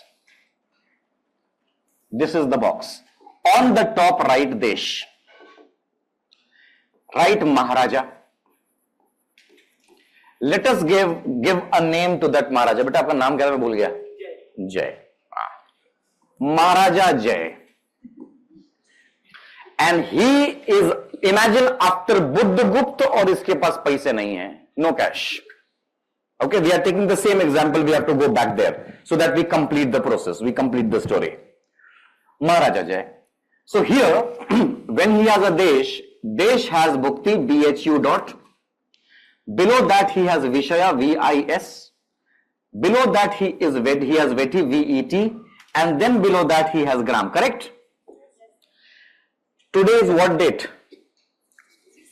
16th of April. Jay is getting worried because he knows that he literally does not have money to pay his officials. 16th has come, in no time it would be 30th, and on 30th of April people will demand their salary. So what he does, he comes with a plan. Jay is at least intelligent to do so. He calls all his governors. And throws a party. चल एक party करते हैं.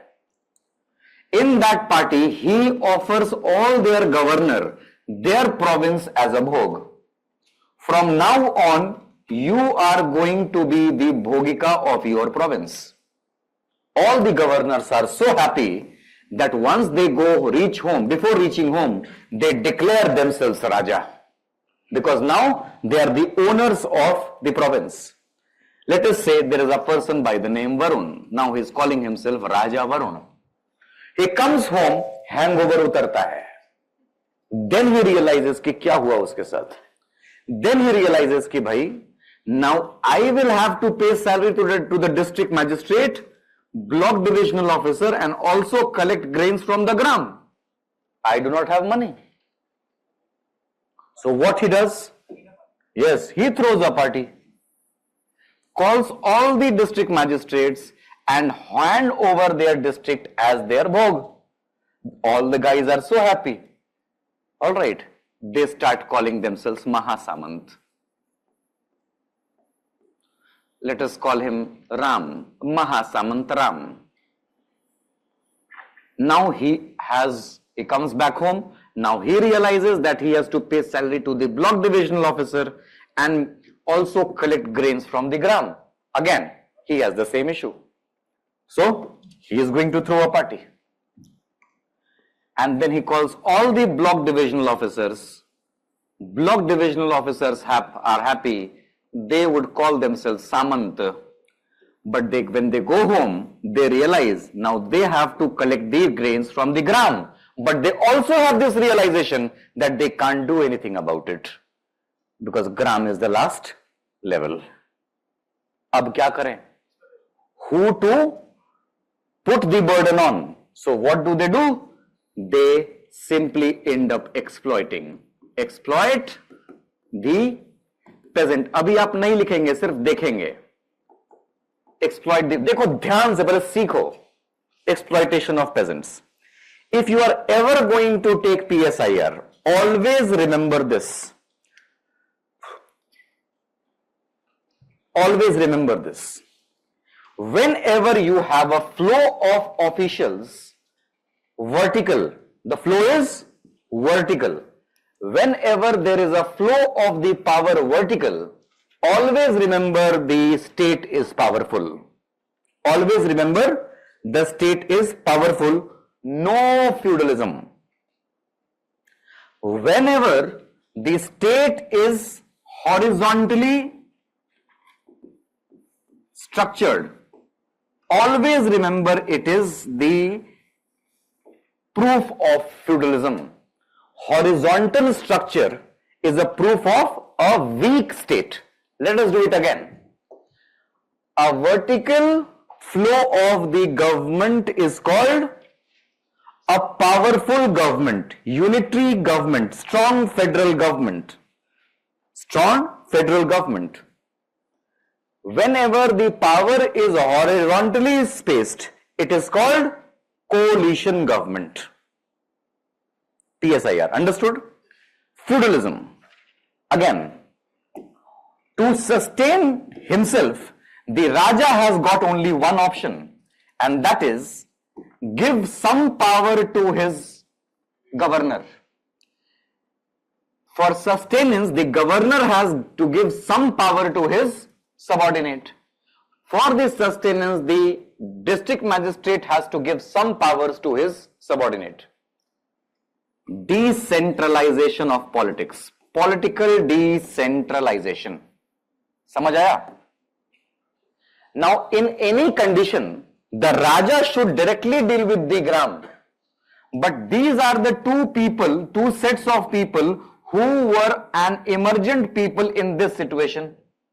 They are intermediaries. Understood?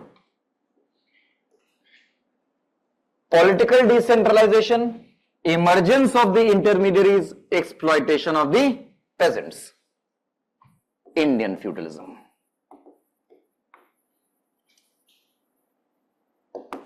That is what is happening. So, the story has not ended yet.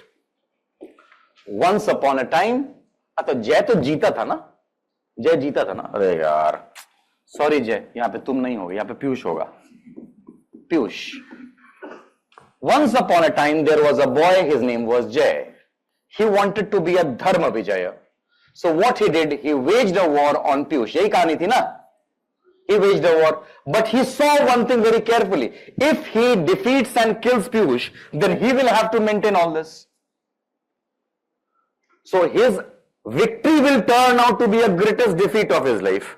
So what he did not kill Piyush. Just told Piyush, ki dekh bhai, from now on you will call me your Raja. So start calling me Maharaja. Then he realizes he himself calls himself Maharaja. So it is better he calls himself Maharaja Dhiraj.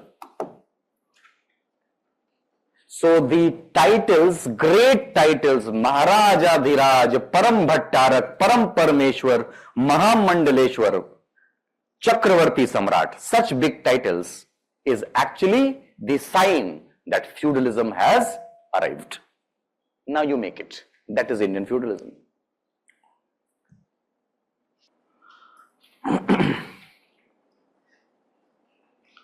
Kindly elaborate how it is horizontal. देख, दिख रहा है? Except for the way it is written. No, it is like this only. Horizontal. सब ऐसे समझ. There is a Raja. Somebody is holding his leg. There is somebody who is holding that person's leg. So everybody is horizontally inclined.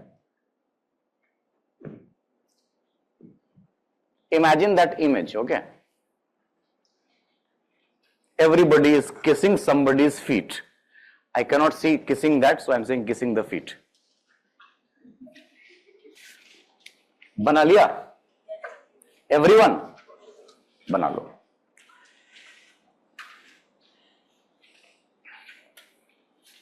It's didn't get political decentralization. It's the result of exploitation. No, political decentralization means giving your power. Maharaja is powerful, but he knows he cannot maintain all these places. So what he did, he gave some portion of his power to his governor.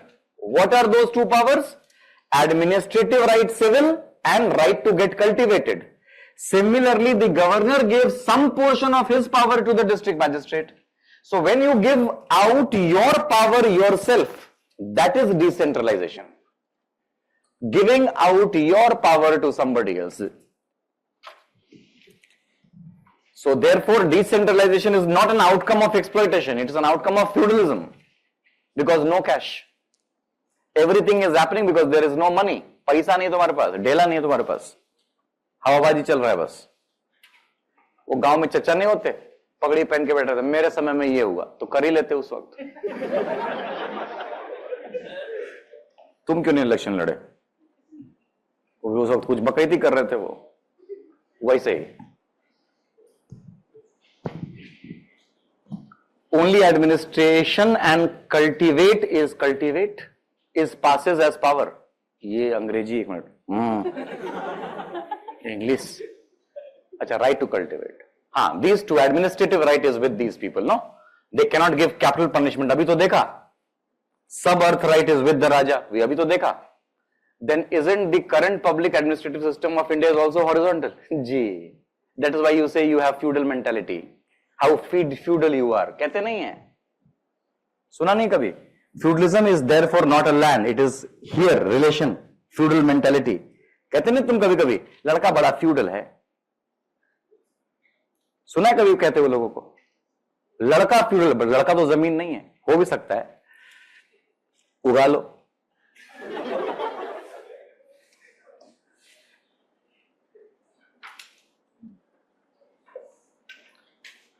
समझ रहे हो? लड़कों की खेती तो होती नहीं. So why boys are, I mean, feudal is because it is the relation. Because they have administrative right. हम बताएंगे तुम क्या पहनोगे. And they will decide who will you go to, right to get cultivated. इसलिए बाप बेटी को उससे बिना पूछे बेच देगा कि देख एक लड़का देखा है तुम्हारे लिए. अब वो लड़की ध्यान से सुन रही क्योंकि वो सिर्फ 6 महीने की है. कि देख अब तेरी उम्र नहीं रही दूध पीने की, तेरी मैंने शादी कर दी है, अब अगले दिन तो साड़ी पहने. उसको कुछ समझ में नहीं आ रहा, 6 महीने की है.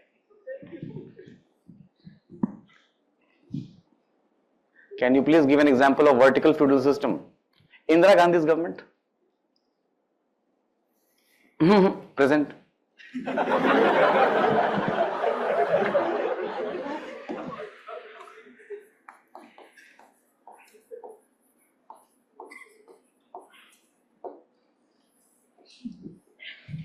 To revise today's lecture, which one source you will suggest? Nothing.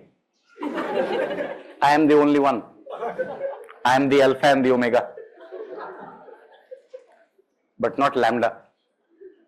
So you have to follow only this. Feudal lands. A. The first feudal lands are religious lands. And here comes Devadan.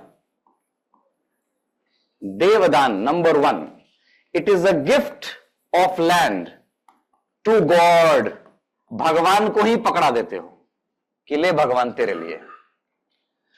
Now, what if your Bhagavan is not a Hindu Bhagavan? Then the land is called Padi Chand. Padi Chand is a gift of land. When the gift is made to Buddhists or Jain, that is Padi Chand. I hope you understand that you cannot say भगवान के एक काम कीजिए, थोड़ा shift हो जाइए, थोड़ा जमीन हमको चाहिए. So the land is hereditary. You cannot ask Tirupati ke Bhagwan to shift to Kanyakumari for some time. And I hope you cannot ask him to also pay rent. तो वो कुल्हे तोड़ देगा मरने के बाद. So the gods never pay tax and the land is always hereditary. Religious pieces of land. Now B is those pieces of land which is given to the Brahmins. Now understand very carefully, I have not added Brahmins in religion. Brahmins are separate. Number 1 here is called a Brahmade. A Brahmade is a piece of land which is a gift to the Brahmins. Number 2 is Agrahara or Agraharam. That is a donation. When you donate a piece of land to the Brahmins. Donation, gift. Always remember, Haath Sukha, Brahman Bhukha. Brahmins never pay tax and the land once given to them, they won't return ever, whatever you do. That is piece number 2. Then comes number 3. That is secular pieces of land, secular lands, which is used for giving salary. We have already done one, that is Bhog, given to Bhogika. I won't write it for you, you write it yourself, that it is hereditary. लिख ही देता हूं यार, भरोसा नहीं मेरा तुम पर. It is rent free, but remember, they have to pay annual tribute. And number 2 is that piece of land which you give to small officials. Officials working in your court. उतना पैसा तो सबके पास होता है कि थोड़ा उनको दे दें. So here you are giving them land. It is non-hereditary. It is transferable. And it is taxable also. Imagine yourself as the district magistrate and you have a bungalow. You have to give the bungalow after you retire. Officials. What is interesting in this table is, all the things that I have written on the board is also in Europe except Brahmins. Brahmins only, Devadan is indirectly given to Brahman, obviously. अब भगवान थोड़ी आएंगे. It is obviously given to the Brahman, so Brahman gets a bigger chunk. So, coming back to the point, that in Europe you had church. So, you have a concept of a Devadan in Europe also. In Europe you had vassal, so you have this also. You have officials also, but you did not have Brahman. Brahman, ये हमारे घर की खेती है. ये हमारा बासमती है, ये सिर्फ हमारे पास है. सो ब्राह्मण समझना है. We have to understand Brahman. Once you have done, let me know. Clergy is part of religious persona, but clergy is not a Brahman. Clergy, देखो ब्राह्मण कौन है, समझो इस बात को. ब्राह्मण होने के लिए you have to be born in a family, but to have become a clergy you do not have to be born in a particular family. Today you decide कि ठीक है छोड़ छाड़ के मैं सफेद पहनेगा, है ना, और प्लस माइनस लगा के घूमेगा, तो ये वो हो गया. बट ब्राह्मण में थोड़ी कि पहन लिया तो हो गया. वो तो फिर चेक करेगा तुमको कि कौन गोत्र है ना, कौन परिवार, कौन खानदान, वो सब पूछेगा तुमसे. कहीं गलत हो गया तो अल्लाह. सो Brahman is a special breed, I mean category of people who only exist in India. and they have given you a lot of things. So first understand the Brahman, and Brahman can be understood only in relation with the king. बहुत ध्यान से समझना इसको, because this is important for anybody who has sociology optionals. Okay? King and the Brahman. Who is a king? Who is a king? A king is a corrupt man, and he is compelled to, he is forced to give dan of land under Purta Dharma to people. You understand? Please remember, he does not have cash. But also remember, he has a dream, he has a desire. Desire of becoming Chakravarti Samrat. Also, he wants to increase the state revenue without investing a single penny. Matlab, he is that person who wants to clear UPSC without preparation. State revenue. Now the point is, if he has no cash, he has the desire of being a Chakravarti and he has a state revenue to increase, why would he give a dan? There are two reasons for it. Reason number one, a Brahman is the only person who can give him one thing which nobody else can give. That is legitimacy. Brahmans are great storytellers. They will prove you who you are more than you know about yourself. They will tell you that in your previous birth, you were none other than Narad.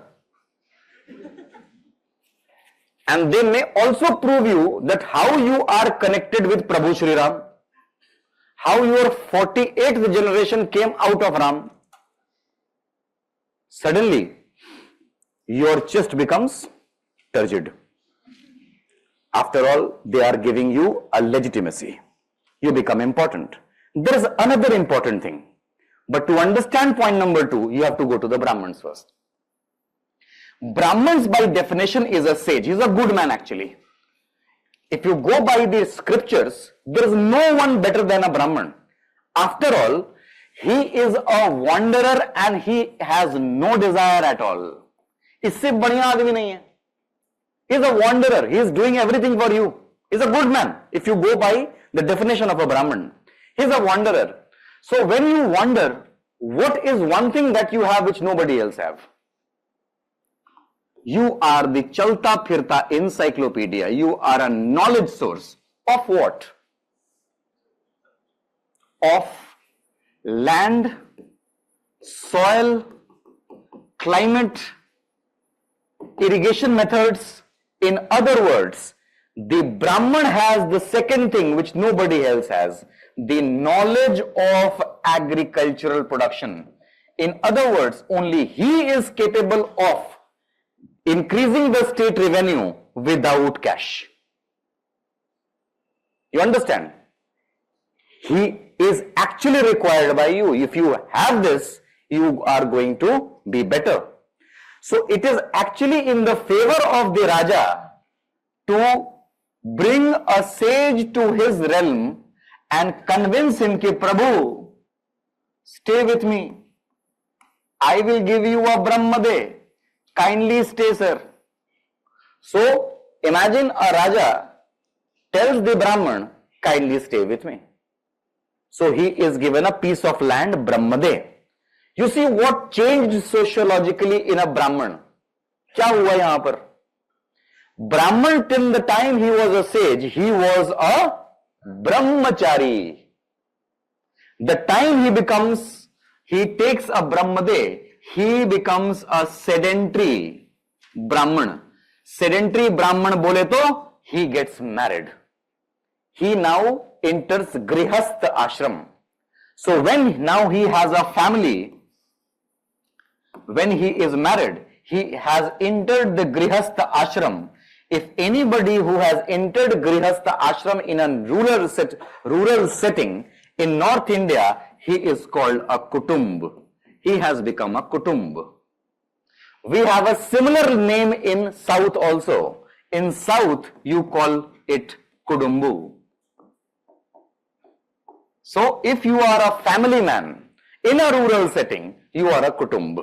ठीक है? Now you tell me, what is the only profession that he can do?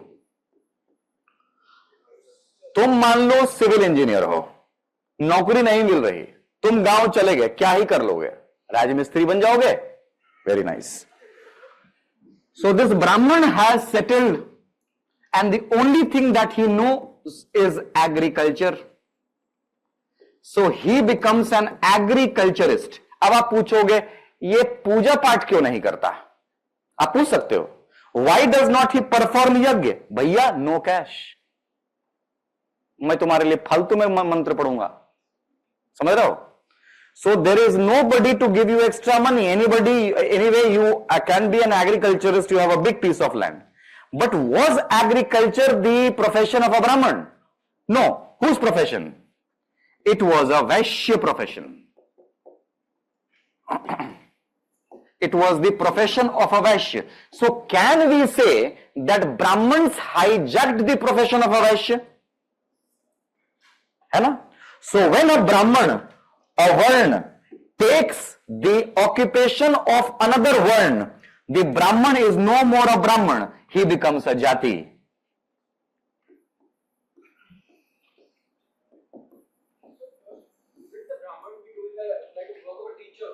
You will see. When I say he is agriculturist, it does not mean he is taking the plow. He will sit. You will do the work. What do you think? The Bhumihars of this country till the land? No, they have people. क्या कर रहे हो मोहन? हड़पो और जोत लो. Harappa Mohenjodaro.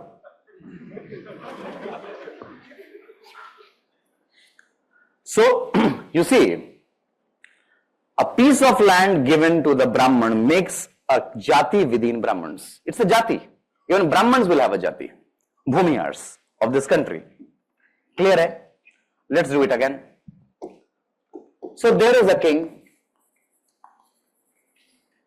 There is a king. There is a Brahman. Okay? This is a piece of land. You will have to draw 2 times this circle, so अपने हिसाब से बनाना. Keep space. This is the piece of land. Now, how will this king give a piece of land? How will he give? How? कैसे देगा? What is the way of choosing this piece of land? Does that mean that if the king has to increase the productivity, he can give any piece of land to him? Does that mean that the king will go and give Thar desert to the Brahman? If you give Thar desert, there is no water. बिना पानी के मर जाएगा. ब्रह्म हत्या is महापाप. जितने का बाबू उतने का झुंझुन्ना. समझ रहे हो? तुम राम के अवतार तो बाद में होगे ना. पहले ऊपर जाके क्या होगा तुम्हारा? तुम तो So what you have to do is, you have to choose a piece of land which is enough fertile so that it can sustain the Brahman. The Brahman is not killed. Correct? So how do you do that? You do not have cash, you will not go for survey. So what will you do is, there's a better way. You will gift cows. तुम गाय पकड़ाओगे इस आदमी को. You will gift cows. And these cows will be given, you gift a cow, a set of cows, and you give some time. You say, from sunrise to sunset, whatever piece of land the cows will graze into, that piece of land, that extent will be given to you. Intelligent Brahman, intelligent Raja. Understood? So, cow in Sanskrit is called Gau. What did the cow did? Grazed. Yatra. The cow performed yatra. Therefore, you get the word Gotra. So, therefore, the Gotra belongs to the Brahman. Gau, yatra, Gotra. Clear? Gotra. Again, the same circle. Now, what is interesting about a cow is, Whenever you leave cows, they will go and graze. Once they have started grazing, they will look for the green pastures. They will hoof, go to the green pastures, eat the grass, and they are capable of finding water. So that piece of land where the water exists is called Vastu. So now the Raja can be sure that a Brahman can make a house here because there is availability of water in this area. Now there would be no Brahmahatya. He is going to sustain himself. Pani zaruri hai. Then the other piece of land where he grazed will turn out to be Aprahat. Aprahat is that Aprahat खील. इसको उल्टा लिखता हूं, मुझे उधर जाना होगा. एक minute रुक जाओ, मुझे उधर का जगह चाहिए. अपराध उधर कर देता हूं, एक मिनट. मिटना भाई. हाँ, यहां लिखो खील. That piece of land where the cow grazed and hooved it, it became fallow land because the productivity gone. It's an subtle challenge to the Brahman that if you are really a sage and you were a sage, convert this into a fertile land. When a cow grazes, drinks water, then the cow goes and sits in a shaded region, no shaded place. It means the cow will also find Aprahat. Aprahat is the forest region, forested belt, forest area. You see what happened? The Raja is intelligent. The Raja, if he had to increase the state revenue, should have cleaned the forests and made it into an agricultural property. But very interestingly, Raja transferred his work to the Brahman. But Brahman is equally intelligent. So Brahman goes to the Raja. Sir, you are so great. You have been to so many wars. Yes. You are the incarnation of Ram. Yes. You have killed and defeated so many Ravana. Oh yes. So you may have many war captives. Obviously I have. And I know since you are a true Kshatriya, no war captive would be a Brahman.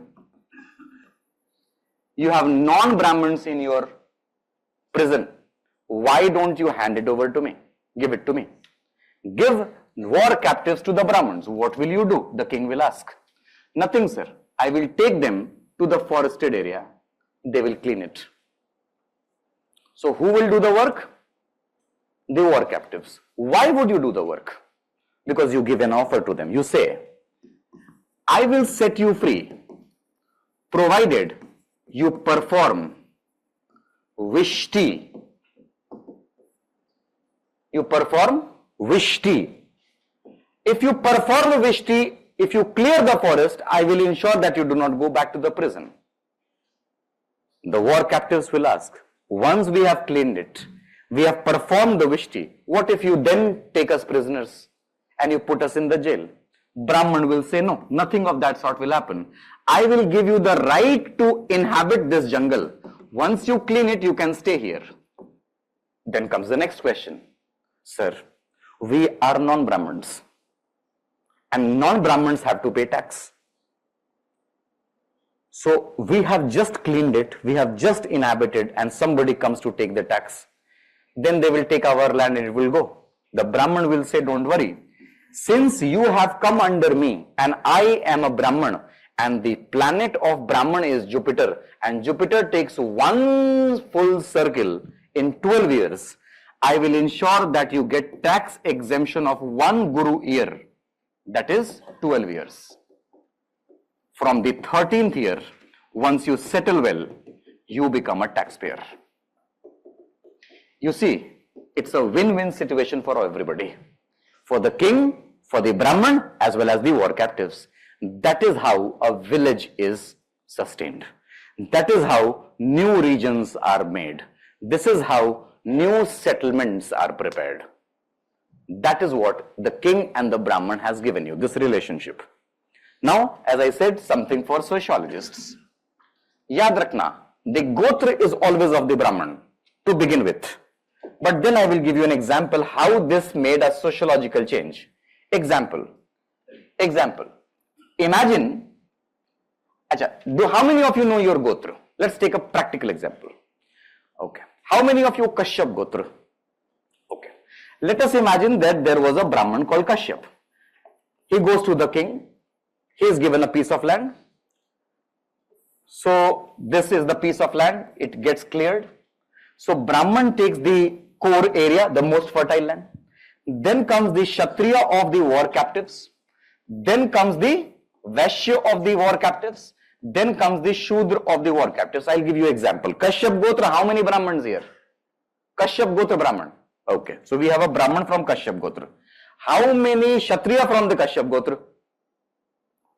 And how many Vaishya from the Kashyap Gotra? Exactly, I will not ask further. All of you have come to Vajiram. And I am asking you, where have you come from? So you say that I have come from Kashyap Gotra. So Gotra is your ancient address. That is where you originated from. That is sociology. Understood? So Gotra tells you whose cow shed you lived in. That is the importance of Gotra.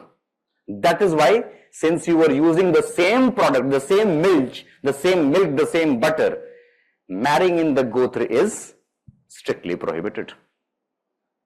Except Kashyap. In Kashyap's, marriage happens endogamous.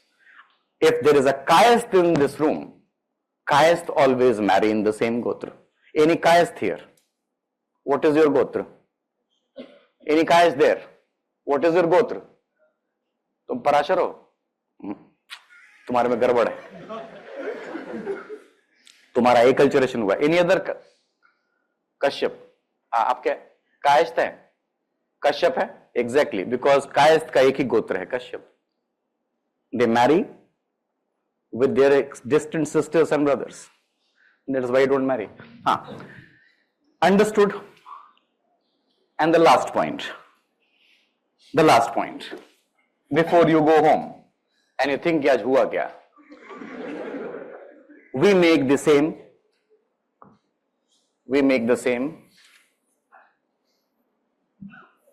map.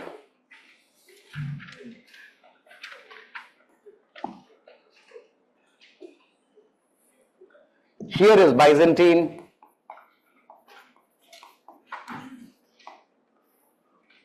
Here is China. And there is the Silk Route.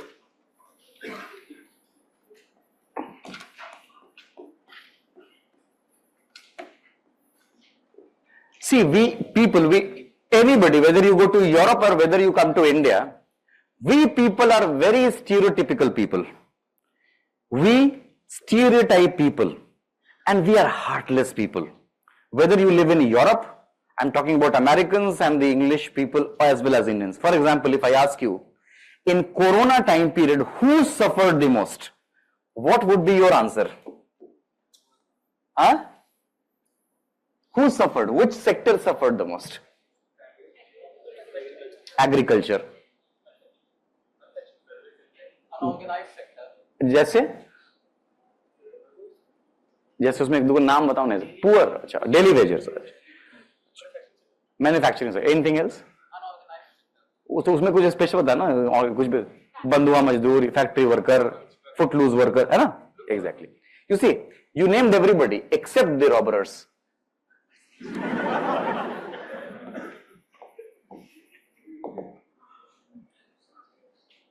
Frontline workers, no. Robbers, plunderers. When people left coming on this Silk Route, they lost their jobs. Now, who would they plunder? Now, the problem is they cannot go back to Central Asia because Central Asia is steppe. Now, what do they do with the two things that they have? A, iron sword, and B, horses. They have two important things with them. अब क्या करेंगे घोड़े और तलवार का? किस में डालें? पैसा कोई लेके आ ही नहीं रहा. You do not have anybody, so wherever they could get money, they went there. For example, one set of nomads entered India from this route. This is Rajasthan and Gujarat. They entered from this route. The time period is the same 550 CE. We call them the Hunas. When they entered India, that led to the decline of the mighty Gupta Empire. So if UPSC asks, why did Gupta Empire decline? Right, no cash and the coming of the Huns. Gupta Empire declined. They just lost everything. Because they had sword and they had horses. They were much more ferocious. They entered India. But did they come India to loot? No, they came here to stay. When you stay for long, what happens? Marriage. When you stay for long at a place, you end up marrying.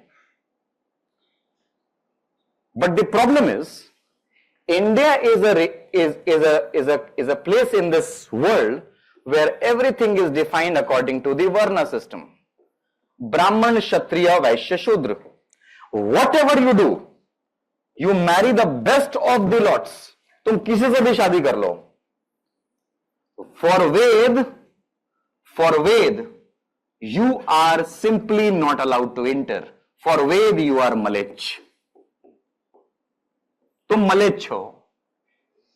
You are an outsider, you are an unclean person, you are not allowed to be part of the Varna because you are not an Indian. See the baat. But this is the time, 550 CE, which is not the time period of Ved. It is the time period of Puran. And Puran has a formula that can make you an insider. It can make you an insider. All you have to do is find a Brahman. Find a Brahman and give him Hiranya Garbha Dan. Perform Hiranya Garbha Dan, where you have to gift gold, golden womb, Garbha, to the Brahman. Now the Brahman will put his hand over your head, will recite certain mantras, and you will become a person part of the Varna system. अब इसको ऐसे समझो. Understand it like this. That today UPSC announces that bring money, take a post. So what would you like to choose? Indian Postal Services? No? So you would not like to become a Shudra. Would you like to take Indian Account Services? Would you like to take Indian Police Services? Would you like to take Indian Administrative Services or Police Services? Administrative. But the problem is, Brahmins will not allow you to become Brahmins. This door is closed. The offer is only till IPS officer. So the only thing that you are left with is Kshatriya. जब बनना ही है तो क्षत्रिय बनो. जब पैसा लग ही रहा है. देख मेरे भाई, अगर शादी करनी हो matrimonial.com से ही, तो 6 फुट ही ढूंढना. You understand? जब हमें करना ही है तो हम एक गोरा चिट्ठा लड़का ढूंढे. हाँ, फिर उसमें सब कुछ होना चाहिए ना, कि एलोन मस्क भी चाहिए, स्पेसशिप भी उड़ाता हो, ट्रिलियनर हो. जब अरेंज मैरिज की बात आ जाए, ऐसे मत करना कभी, लेकिन फिर भी the point here is that if you are given a choice with money, what I am trying to tell you is that you would like to go with the best choice available, and the best choice is to become a Kshatriya. But do you think that everybody is capable of paying the money to the commission? Or does everyone have the money? Obviously not. So the one who can become an insider is a rich Hun. Only the rich Huns can become this. But what about the poor Huns? What about the poor people? They cannot become one, because they do not have the money to give you gold. Understood? They do not have the money. So what about those people? Bana liya? What about those people? So first ask yourself this question. Do you require poor Huns? Do you require poor Huns? If the answer is yes, who is the one who requires the Huns most? The rich Huns. The rich Huns are Huns because they are rich, because there are poor Huns. If you are a leader, if you are a mass leader, there has to be a mass. If you are a youth leader, there has to be a youth behind you. Otherwise, how can you be a youth leader? You understand what I'm saying? So if you have ever been a part of elections and politics in your college, if you do not have 5 Bahi Khata accounts and many people on bike behind you, you are no Yuva Neta. You have to have a strength. The rich Huns require poor Huns. But the poor people, they do not have money. So what is the thing that Huns will do? Let us consider them rich Huns. They would ensure that the poor Huns come to enter India after they first come in. First you become there, then you put your people at the right positions, no? So what is the currency of the state? Because rich Huns will make a kingdom. They are Kshatriyas now. So what is the currency of the state? What is the currency of the rich Huns? Because they are obviously not going to put money for you. They are not going to invest gold for you. The only currency of the state is, always remember, is called a myth.